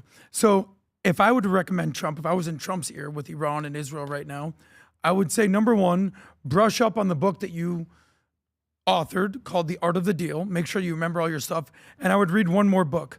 You ever read the book, Never Split the Difference? And it's basically a hostage negotiator who's basically saying, here's how you deal with business, like how I dealt with hostage negotiations, right? Negotiate as if your life depends on it. Now, there's why I respect Iran and the IRGC, because they're really good at what they do. And what do is they hold people hostage really well. That's kind of what that terrorist thing, you know? They'll hold their own people hostage. They'll hold the Gulf states hostage, because if you try to basically do anything in there, they're just going to shoot down American bases. And if they could, they'd hold the whole world hostage with nukes. And Trump is realizing, how do you negotiate with these people? You know, what's the famous thing they said in Afghanistan? You guys might have the watches, but we have all the time. They will wait out Trump. Now, what I will push back on that is, and I've said this before, they're worried about the end of times, and Trump's worried about midterms. So come midterms, I think Trump is going to deal with this one way or another. We're just going to wait this out. The Iranian economy is plummeting, whereas what's the worst thing that's happened here? $1 extra in gas prices. I get it. I think after midterms, this thing gets settled. As far as Bibi goes, look, when I was on the plane, I read this article. Here you go. Here's these two guys sitting and having a discussion. I think they're not fully aligned, but they're aligned enough to know who the bad guy is, and that's Iran. Vinny. Well, I mean, rejecting the plan, but I mean, complete disarmament, I think it's almost impossible standard. How do you prove it? Who decides Hamas has 0 weapons left? Who's going to verify the tunnels, the hidden weapons? And not, like, if Israel gets to decide when Hamas is fully disarmed, then Israel gets to decide when the war ends. Okay, and at some point, America has to ask, like, what's actually achievable? What are you trying to do? Because I've seen the videos, I've seen everything. Gaza is no more. So we just have to take your word and say, like, Hamas, I thought we killed everybody. I thought everybody was dead. So now you could just keep saying, well, Hamas is still there. Do you ever think, Adam, because think about the sons and all the people. Hamas is never going to go anywhere, because now you just created a bunch of people that are upset. What's your recommendation? No, my recommendation is it's going to keep going. It's never going to. You think? What's your recommendation, though? There is no recommendation, Adam, because there's no. All right. That's like when you say You don't have a reco. When you say the war on terrorism, there's no face. Well, It's let me read this terrorism. to you, Vinny. Let me read this to you. Yeah. So from the post-millennial, nearly half of Muslim Americans have a favorable view of Hamas. Pew poll finds. This is not Fox News poll. This is not Breitbart. This is Pew. Pew and Gallup are probably two of the most credible that are nonpartisan polls out there, okay? And some may even say they lean left, but they're fairly reasonable. According to Pew Research survey from July, 44% of Muslim Americans support Hamas, while 26% have a favorable view of Israel people, 26% of Muslims. Among all 1 out of 4 Muslim has a favorable view of Israeli people. 74% don't. 3 out of 4. Huge. Among all Americans under the age of 30, 58% said they have a favorable view of Palestinian people, compared to 32% said the same about Israelis. Pew also found a significant shift amongst Republicans. Republicans under 30 view Palestinian Israelis more similarly than older Republicans, a notable change from previous years, and Republicans were far more favorable towards Israel. Democrats have more positive view of Palestinian Authority than of Israeli government. Younger Democrats were slightly more likely to view Hamas favorably than Israeli government, while older Democrats were slightly more favorable of Israel's government. Religious affiliation also played a significant role. Jewish Americans and white evangelical Protestants were favorable to Israeli people than the government and other groups. White evangelical Protestants were the only religious group surveyed in which a majority expressed favorable view of Israel government. That means Catholic and others, and they were on the other side. The findings came amid growing skepticism amongst Americans towards both Israel's actions in conflict of Gaza and Iran and influence within the U.S. So 44% supported Hamas. How do you react to this poll? I mean, that's not good. It's a terrorist organization. But what my question is, what pushes Americans, besides the bots and all the, what is changing that view on people of Hamas? I'm very what curious. What do you think? What do you think? No, I'm just curious, because we saw October 7th, horrible Hamas, horrible terrorism, horrible. But the response, I think one of them could be the response of Israel was so brutal and so over the top that it's making people bad because it could have easily been. You know what's crazy? I had Ben Shapiro on last week. Yeah. And the podcast is going to come out this Wednesday. And we talked about Nick Fuentes, and he said something he's never said about Nick Fuentes, which I think the audience, Groypers, go tag each other, and you'll know. This Wednesday. This Wednesday, it'll drop. And then we talked about his biggest blind spot. I was surprised that he was actually open to the discussion of his blind spot. He actually openly talked about it. Okay, his blind spot. It's a great part of the discussion. It's one of the best parts of discussion. Yeah. But you know what else he talked about, what Israel did wrong? Huh. He says, you know what's the biggest criticism Netanyahu gets in Israel today? I'll let him describe it. Yeah.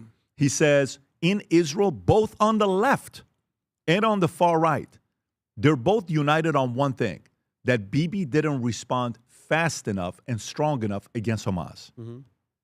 Let me say it one more time. In Israel, the people that criticize him, that are probably going to take over Israel now, and they're going to replace Bibi. Yeah. On the left and the right, if there's one thing they're united on, is that Bibi didn't react fast enough to what Hamas did to their people. He didn't go hard enough. He didn't go hard enough. So, well, I mean, listen, we'll see what's going to happen there. The part that is interesting is 44% is favorable of Hamas. Yeah. Tom, how do you look at this poll? Pew. Well, with some degree of horror, you have people that are living here in the United States that want all the freedom that we afford, and they have a positive viewpoint of a world terrorist group. So does it shock me? You know what? When people tell you who they are, believe them, and it shocks me. You know, we have great freedoms in the United States, and we have all sorts of faiths from people around the world. I don't remember Hindu Indians saying that they had a favorable view of some, terrorist group, and they would love them to come over and wreak havoc, and they look forward to it. I don't recall Buddhist Japanese who came over after World War II talking about that they look forward to Buddha coming over and raising Cain, and I just didn't see it. And now they openly say what they want to do in the future with Islam in America, and then they say they support a paramilitary organization that's a terrorist group supported by Iran. To which I say, I'm not surprised, but I'm kind of worried. Adam, final thoughts, and we'll move on. Well, number one, Israel has a PR problem. They do not have a winning a war problem. They have a PR problem. Hamas are like freedom fighters, is like saying Al-Qaeda are aviation aficionados. You got to go. I didn't call them freedom fighters. I call them terrorist organizations. I wasn't talking to you, Tom. I'm talking about Hamas. We're talking about, that's what the story's about, right? So what I'll say about this for the people that love Hamas, I would ask, how do you feel about ISIS? How do you feel about Al-Qaeda? How do you feel about Hezbollah? When you answer that, we'll have a little clarity. But more importantly, how do you feel about America? Because something tells me that people that are rooting for Hamas are also rooting against America. So if I'm Israel, I'm looking at the lay of the land, and I recognize that I have a PR problem. But then it comes back to the conversation they had in White Man Can't Jump. Would you rather look bad and win or look good and lose? And I would argue you always want to win.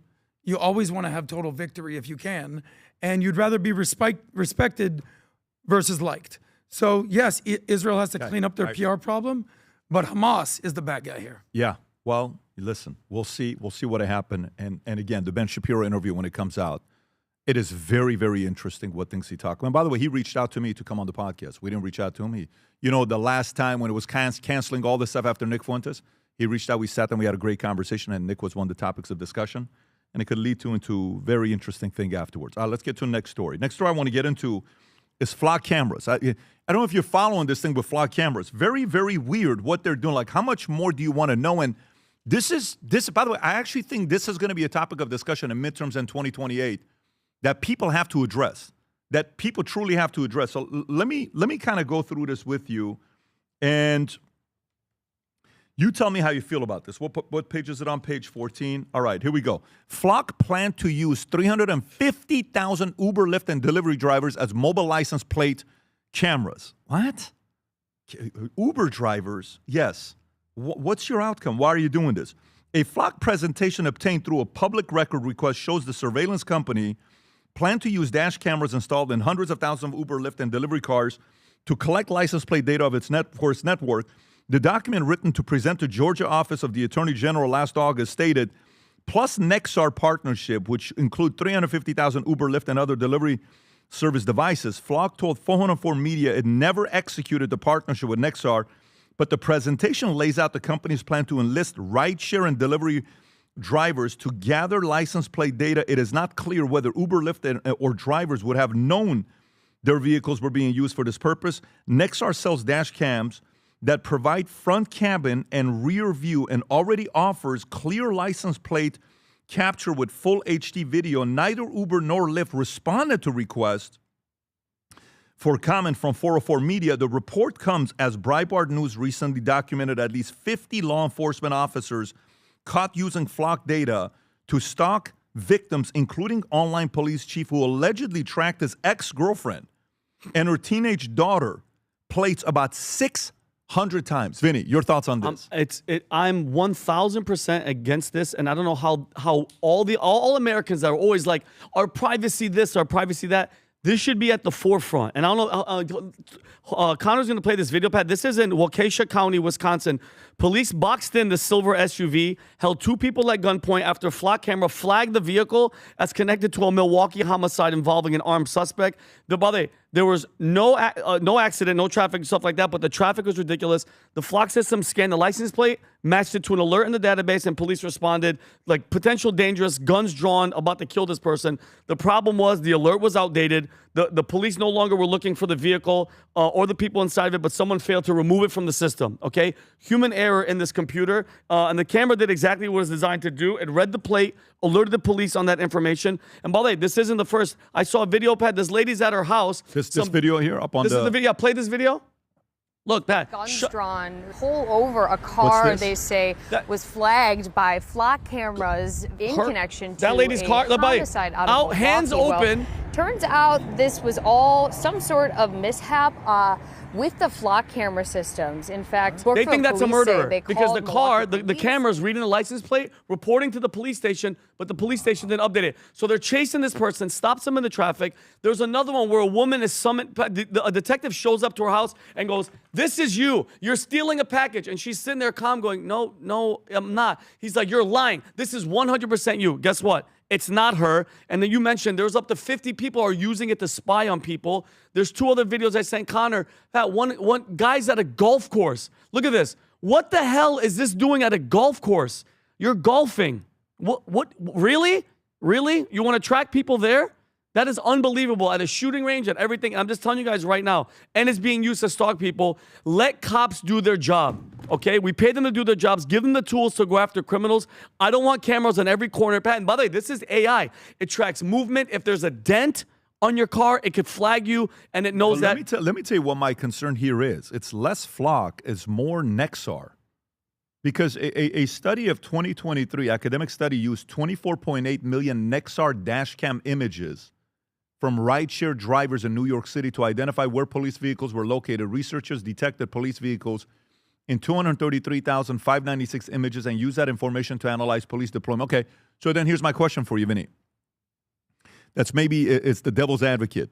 Are you okay with Waze telling you there's a cop ahead? I don't use Waze anymore, but are you okay with the technology that tells you a quarter of a mile ahead of you there's a cop? Yes. Do you support that? I use it. You don't drive, bro. How would you use it? Well, I tell the Uber, hey, don't go this way or go that way because it's going to be Are you 10 minutes supportive of knowing when you're driving fast, you're going 90 miles? You don't drive fast, but I'm saying let's just say a person's driving fast 90 miles an hour and it says there's a cop ahead of you. Do you support that? I'm kind of indifferent because it doesn't really apply. A lot of people would say they support it. It's legal. Well, a lot of times it's like a lot of people like it. That a cop was there because they were doing something. Do you know what I'm asking, though? Yeah. Yes. Okay. That's a form of it. Yes. That's a form of surveillance. True, but that is Wazers. Shout out to the Wazers. They're reporting on what they're seeing. When it's a surveillance state, I'm 100% against it. But if civilians are reporting, a part of it is also technology that shows what they're doing. Because this Nexar company, this isn't a new thing. Like Nexar's been doing this for a while. Nexar has deliberately targeted rideshare drivers for year. In 2021, it partnered with New York City's Black Car Fund to put cameras in thousands of vehicles driven by independent and rideshare drivers. 2021 is 5 years ago. So have you ever heard of Nexar? Tom, have you ever heard of Nexar? Nexar, no. But I know about the program, and I know why they were doing this. They were putting cameras inside black cars because drivers were getting jumped. They also put cameras back there because drivers were hearing things, and then the police wanted to know, hey, when the two guys got in the back of your car, one of them had the black backpack, what did you know? So I wasn't paying attention. I followed my Uber map that I was supposed to, and I dropped them off. Where'd you drop them off? What did you see? So police have been trying to get this. So I did not know about Nexar, the company, but I am very familiar with the program because police wanted the surveillance data, Pat, on people in the back of the car. And you would get into an Uber and there'd be a little sign, you are under surveillance. Yeah. Because there are female Uber drivers that didn't want to get robbed or jumped as well. Yeah. Well, Pat, ready for this then? Yeah. These are small cases. Imagine when it's at the hundreds of thousands where detectives are showing up to your house going, this is you're under arrest, and then you have to wait to prove yourself. And then what's going to be the next thing is going to be pre-crime. Listen, from the steps that you're taking now, we assume that you're going to probably go and kill this person because you're mad at her because she broke up with you. What is that, You're under Minority arrest. Report all the way That's down? Minority Report. But I'm just saying, but Tommy, these are the small steps. And I get, Pat, you made a great point. What are you comfortable with? Flock made a deal with Ring to get door camera stuff, and then they also made a deal. They actually bought Aerodome, which was police drones. They bought the company, and they're trying to provide this. Amazon Ring cameras, because Amazon bought Ring. Pat, homeowners associations wanted people in their neighborhoods. Everyone, please get a Ring camera so that we can turn this over to the police. And those of you that have been having high-value Amazon packages stolen on your porch, what are those called? Porch pirates? Says, now we can turn this over to the police. So on that side, people go, hey, that's great.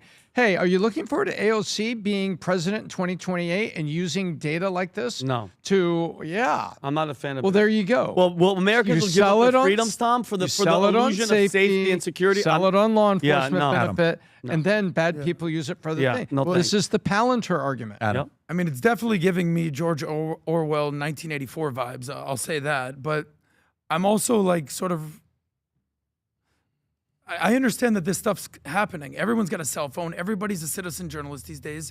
Nobody wants a surveillance state, but like cameras are everywhere. Ring cameras are everywhere. Thank God we have cameras in certain places. Yes, we don't also want to be tracked. So I think there's like a pros and cons thing here. I don't think this is a black and white issue. What'll probably happen is like somehow you could register and like opt out of being tracked or something like that, because we do believe in, freedom of movement, not having being tracked. But don't you think this kind of stuff is just inevitable? But it's weird, it's eerie. Look, but it's everywhere.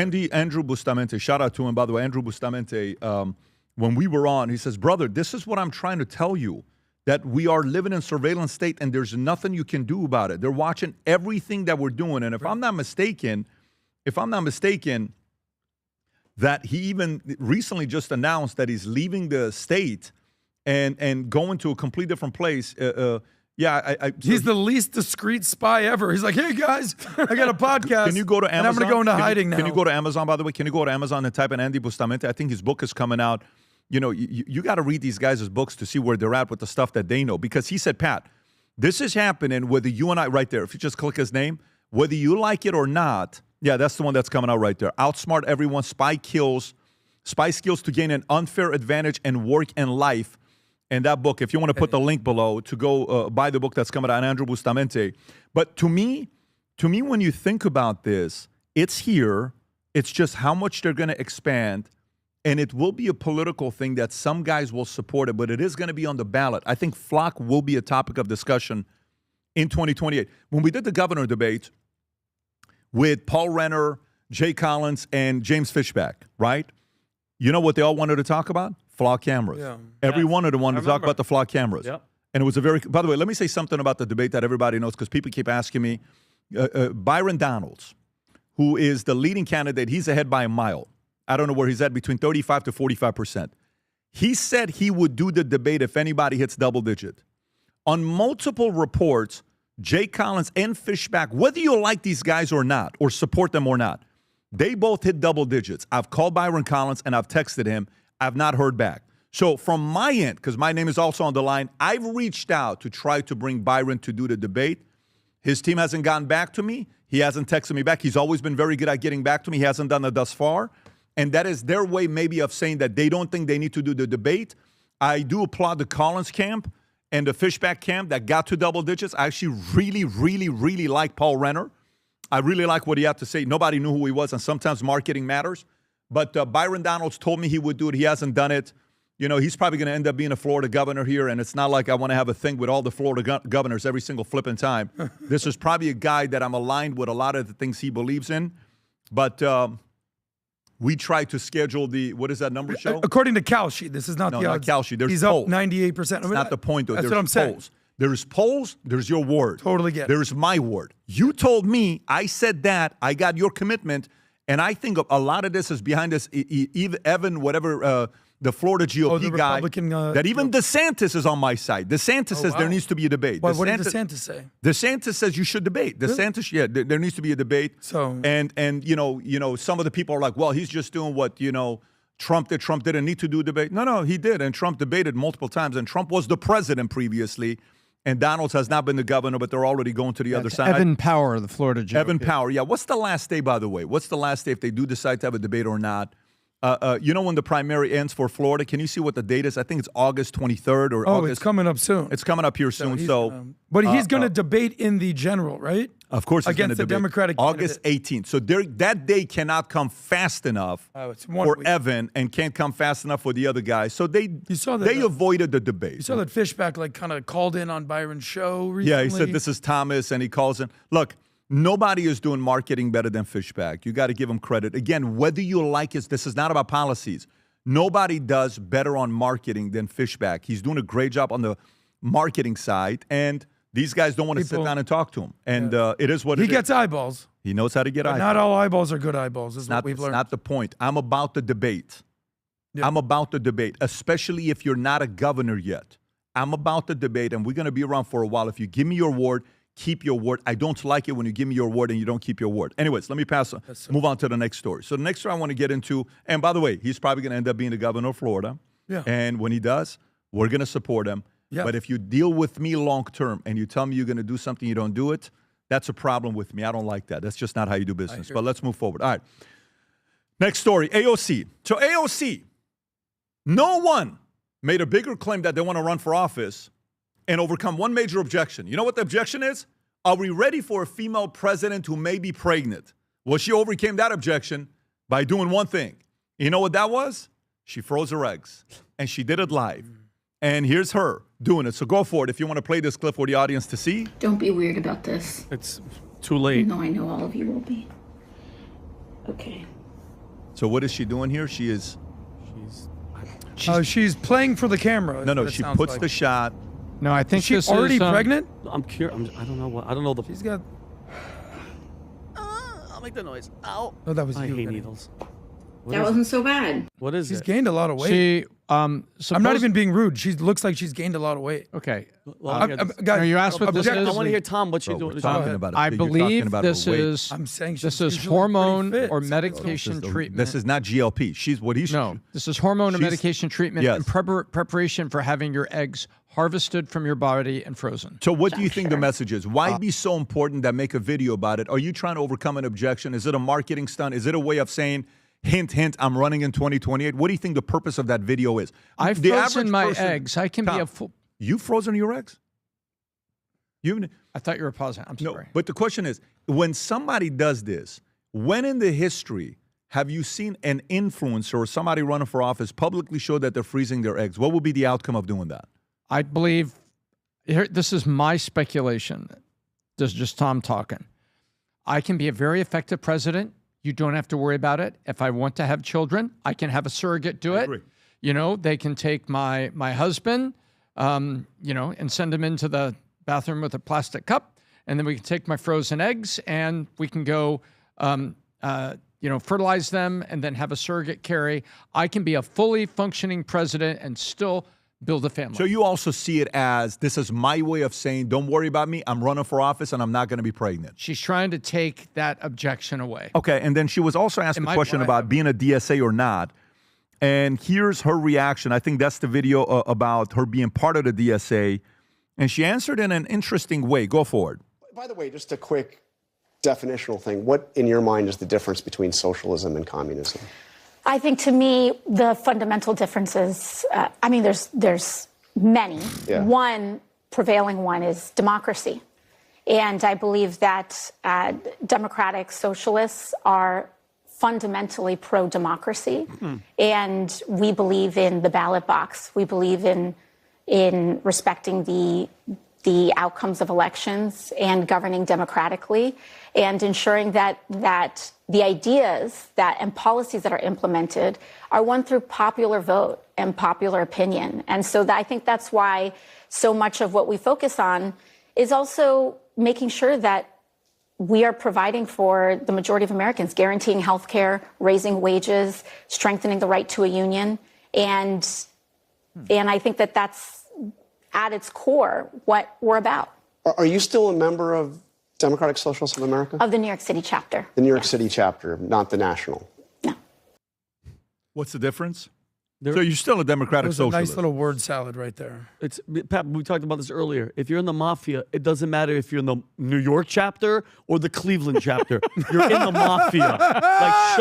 It's just straight from. And by the way, and credit where credit's due. You've told us about her. You warned us about her. And listen, the Smile and the Young and this movement, say socialist, say communist, say everything, guys. These people are for defunding the police. They are for abolishing ICE. They are for opening the border. They absolutely hate you if you're rich and you're making money. And from her estimate, Tom, the world is going to end in 12 years from 2000? Okay, well, what? Everything you're saying is correct. Can you guys? I sent you the Kalshi. Were you excited? I don't listen. Besides Tom, she'll probably going to be the nomination for the Democratic Party. But I want people to know this movement, that big tent that they keep talking about. I'm telling you guys right now, Tom, at the end of the day, the Hassans, the movement, all these guys, that whole Islam and whatever, she can say what she's doing, Tom. They're opening the doors for all these people. And I've said this before, the enemies we don't fight in our lifetime, Tom, our children are going to have to fight it. Your children, and guess what? I'm saying when it comes to that, my attitude is simple. We have to fight it now. Bring it on now. Because guess what? They're going to have their own fight, 1,000%. I'm not taking it away.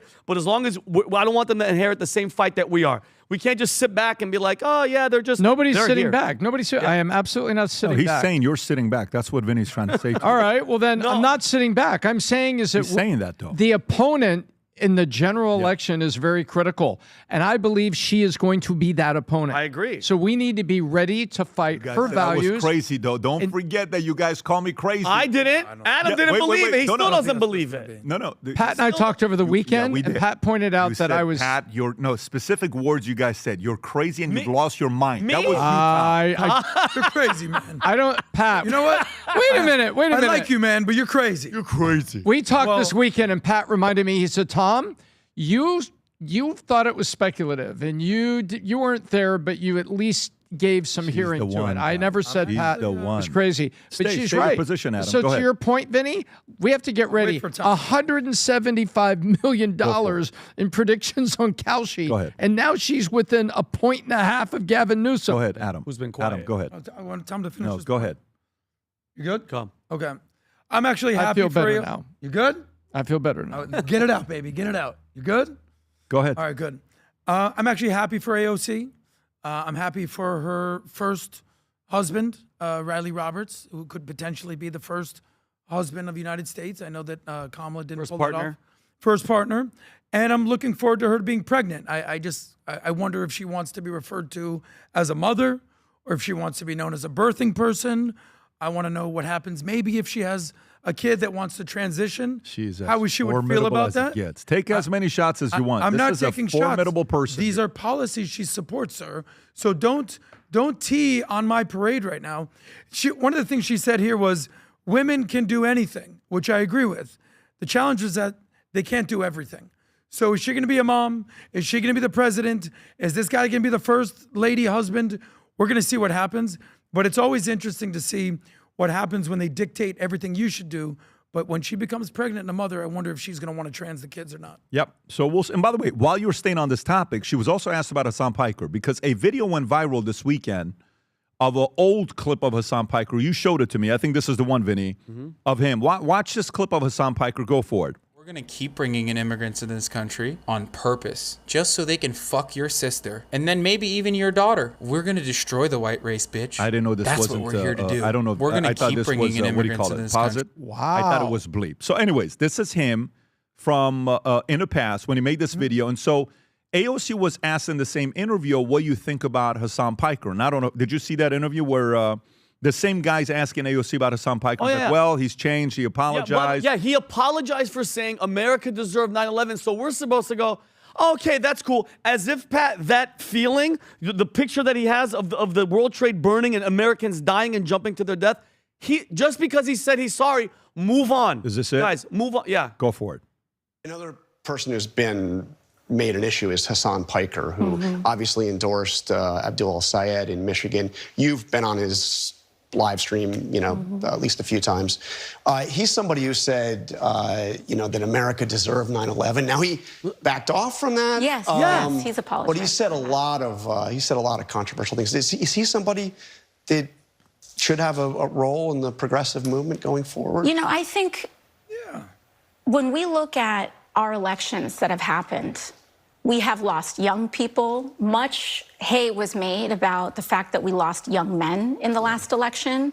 And many of the same consultants that are wringing their hands today were the same ones talking about how we need to go on Joe Rogan and we need to be not so, willing to engage in cancel culture.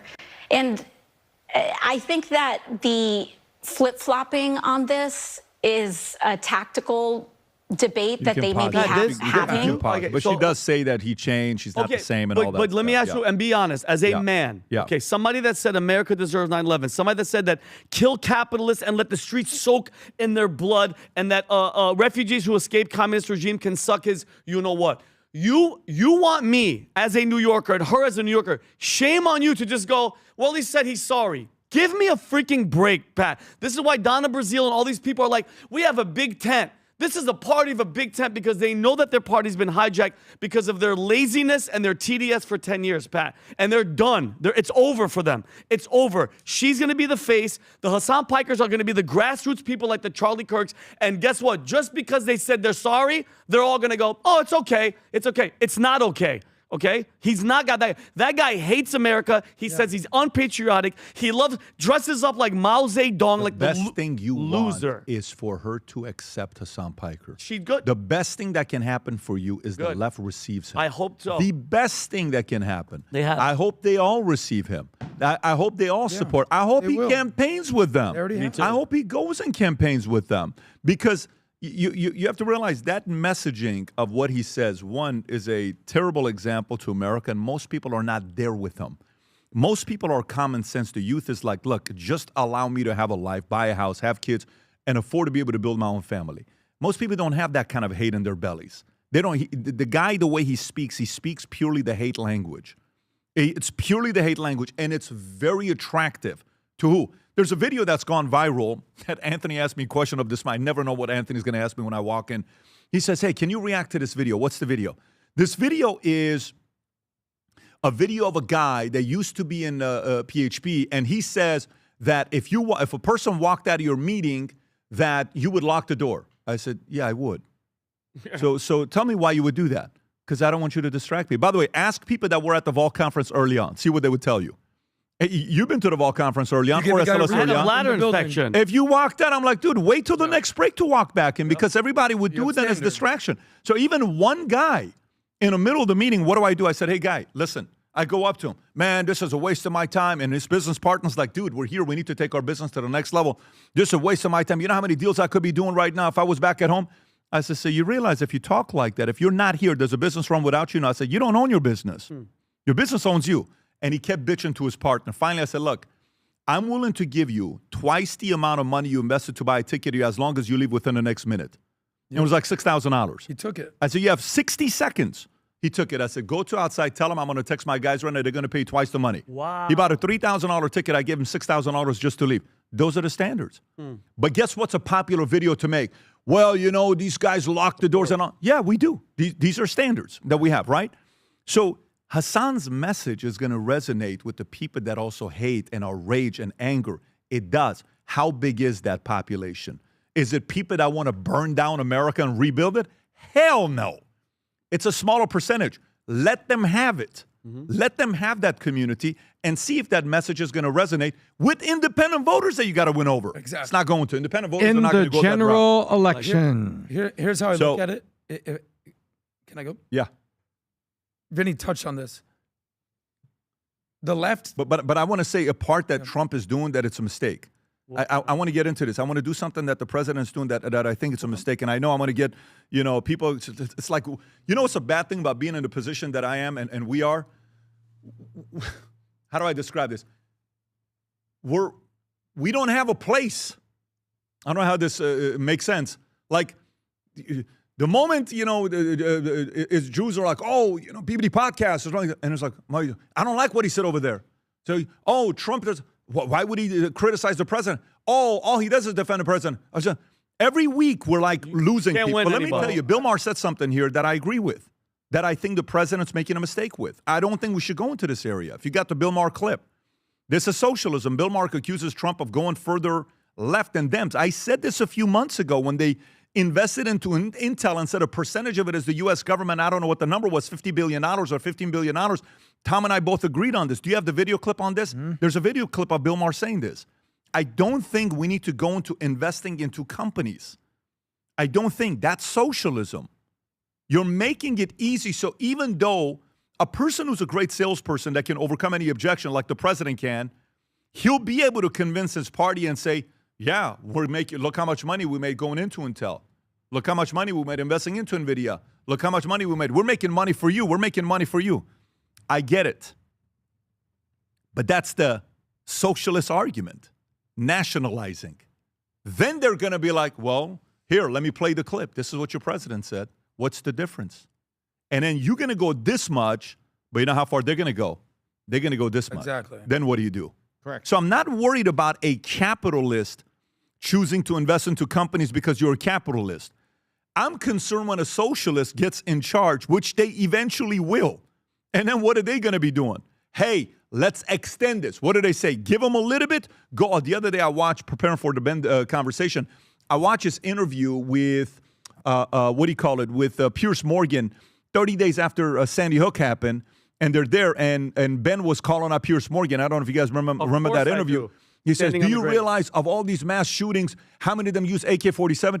And Ben says, do you realize of all the people that were shot, the percentage that were by this, it's guns. Why don't you go ban guns? Go ahead, Piers. Why don't you ban guns if you really want to protect everybody? And Piers was stuck. Yes. He was cornered. And what is he trying to say? You give them a little bit, they're going to take a lot of it. Yep. If we're giving them an ounce of them being able to play the socialism card, they're going to go full on, you know what? Yep. You can't be making policies just based on you being president for the rest of your life. That's not how America runs. The way America goes is very different. It's very, very different. You know, is this the one? This is the one. Play this clip. Go for it. So interesting, the wrinkle in this story, because now that they're communist, there's an opening for socialism. And you know who's filling it? Donald Trump. Donald Trump. How else do you explain a 9.9 stake in Intel? Mistake. By the government. Don't Is that do not it. socialism? NVIDIA, we took 15% cut Mistake. when we let them sell chips to China. Nippon Steel, that's merged with U.S. Steel. We have a golden share. We basically run their boardroom now. And you know this is socialism, I think, because Bernie Sanders agrees with it all. Oh, yeah. He wants to do it with the AI companies. The free market is dead. They have decided that the government wants to control 30 different companies, and Intel alone, which was a loser because of NVIDIA, they basically own 9.9% of that company. And that's a lot. And President Trump, after they invested in this company, he then went on to buy stocks in NVIDIA, which shot up 200%. Okay, so he actually made a ton of money on this. His government created a floor on a stock. You can pause That it. he By the owns. way, as a guy that voted for Trump 3 times, this is a mistake. We can't do this. Period. As a guy that voted for Trump 3 times, we cannot do this. Because, you know, it's crazy. Like the company I just left, my job, you know, when we went to this last conference, I told my guys, don't make it about me. Don't make a whole video as a founder. Patrick Bet-David did. I don't want any attention. I want to come give a simple message and leave. Tom, how many times did I say that to everybody? You said it weekly for the past year. Yeah. Literally, you talked about it. I don't want anything. I want all the attention to go to Bryan Adams. I want all the attention to go to integrity. I want all the attention to go to the leader's heart. All our guys that are growing right now. I don't want any of the attention. Why? Because I want the business to be healthy after we leave, right? Okay. You can't just think of how you can control these contracts with NVIDIA and Intel while you're president. You have to think about how it's going to happen when the next political party comes in charge. And what do they do with that? Do they abuse it? I don't think it's a good move. I think we're making a mistake and we're just feeding into the socialism argument. That, by the way, if I'm AOC, if I'm any of these guys, you know what I'm going to use? Guess what I'm going to use? I'm going to use that argument. Of course. You can't give it to them. You look like you want to say something. Well, I wanted to weigh in on this. I agree mostly with you because I agree mostly with the position of Donald Trump. But here's what I've learned in politics. I'm never going to agree with anybody 100%. So I'm solving for 80. You know the whole 80-20 rule, Pareto principle, the Reagan quote, someone that you agree with 80% of the time is a friend and ally, not a 20% enemy. Yeah, there's things I disagree with Trump. Look, let's use Charlie Kirk and Hasan Piker as an example. I think Hasan Piker is the Charlie Kirk of the DSA left. And you could put up Charlie's words. You may agree with them, you may disagree with them. I agreed with most of what Charlie said, but not everything. But when it comes to Hasan Piker, I mean, how many people agree with his greatest hits? I do not support the United States of America, says Hasan Piker. America deserved 9/11. My favorite flag is Hezbollah. I don't have any patriotism in my heart. If that's what you agree with, vote for that. I just think the average American is going to look at this and be like, this is absurd. I don't agree with everything Trump's doing, but I agree with nothing that Hasan Piker's doing. So as far as the economic thing, where I actually need some clarity is there a difference between a stake that they said, or a partnering or an investing, versus what the socialist communists want to do, which is seizing the means of production. No, you can't. There's a difference between 100% and 5%. And that's kind of what I'm getting at with the Charlie Kirk Piker thing. I agree with Charlie Kirk 80-90% of the time. I agree with Hasan Piker. It doesn't matter. 0%. That's not how life works, though. Adam, I'm saying it's a binary option. That's not how life works. We can sit there and say this is not good. And a lot of times when you think, it's like, well, I can do anything and get away with it. You can't. Nobody can. Maybe for 3 months, maybe for 6 months, maybe for 12 months, where you are so untouchable and you're insane status. Look what Iran's done. What is Iran war doing so far politically on every side of the Republican political party? Are they 100% supportive of it? No.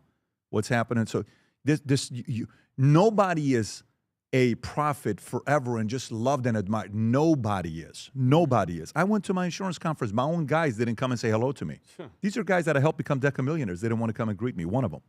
2 of them. Well, how is that even possible? It happens. They forget. From stage, I said something. One guy's like, I don't remember. Of course you don't remember. You forgot a lot of things. That when you were only broke, going bankrupt, going through all the issues, one guy had your back the entire time. People forget. That's normal. When it happens. You hope it doesn't happen. But it happens. But it happens. But you have to make the right decisions long term, not just for the old people that were there. You have to make it good for the new people that their lives are depending on you 10, 20, 30 years from now, that are the younger people coming up that want to have wife, kids, buy a house, buy a car, have their dreams become a reality. The moment you forget about those guys, forget about it. I see what you're saying. Forget about it. HP analogy. Forget about it. You got to think about it. As much as you love them, you got to forget about it and move on. Let me see if I have another story to get into or no. I think what time is it? 10. Let me do this last story. I don't even know if we have time for that. I don't even know if we have time for that. Let me see if I have. We got to get ready. We got to go to a WNBA game later. We got to hurry up. Give me a second to see if I can hit any of these stories. Is there anything that you guys are thinking that I missed? I think I got all of them. I think we're good. Okay. I think we drove it. We'll wrap it up. Great podcast, gang. For those of you guys that are in here with us, again, for the Vol Conference, if Tickets are going left and right now, especially this last week, especially last 2 days. I can't tell you why. If you haven't, we'd love to see you guys, especially those of you guys, conservative values, you believe the future looks bright, you run a business, you want to find a way to take your life to the next level and be around a community of others where you build relationships together. You don't want to miss the Vault Conference, Vault 2026. Go to vault2026.com. Again, Vault 2026. And last but not least, Tom has a special message and a gift to give to somebody he loves the most because something very special happened today. Tom, tell us. I have the 25th annual one-year contract with my wife renewed. This is my 24th year wedding anniversary. The BizDoc babe, Kim, I love you so much. Thank you for watching. She watches all these. She listens to it. She's the best. She's in getting her classroom ready right now, and she'll be listening to this. So I love you, honey. Thank you so much. 24 years, and I have a one-year contract for this year for the 25th. Congratulations. And I so appreciate it. Congratulations to both of you. If you're a husband and wife married and you want to know how they're doing it, both of them are on Connect. Give them a congratulations and ask them a question on marital advice.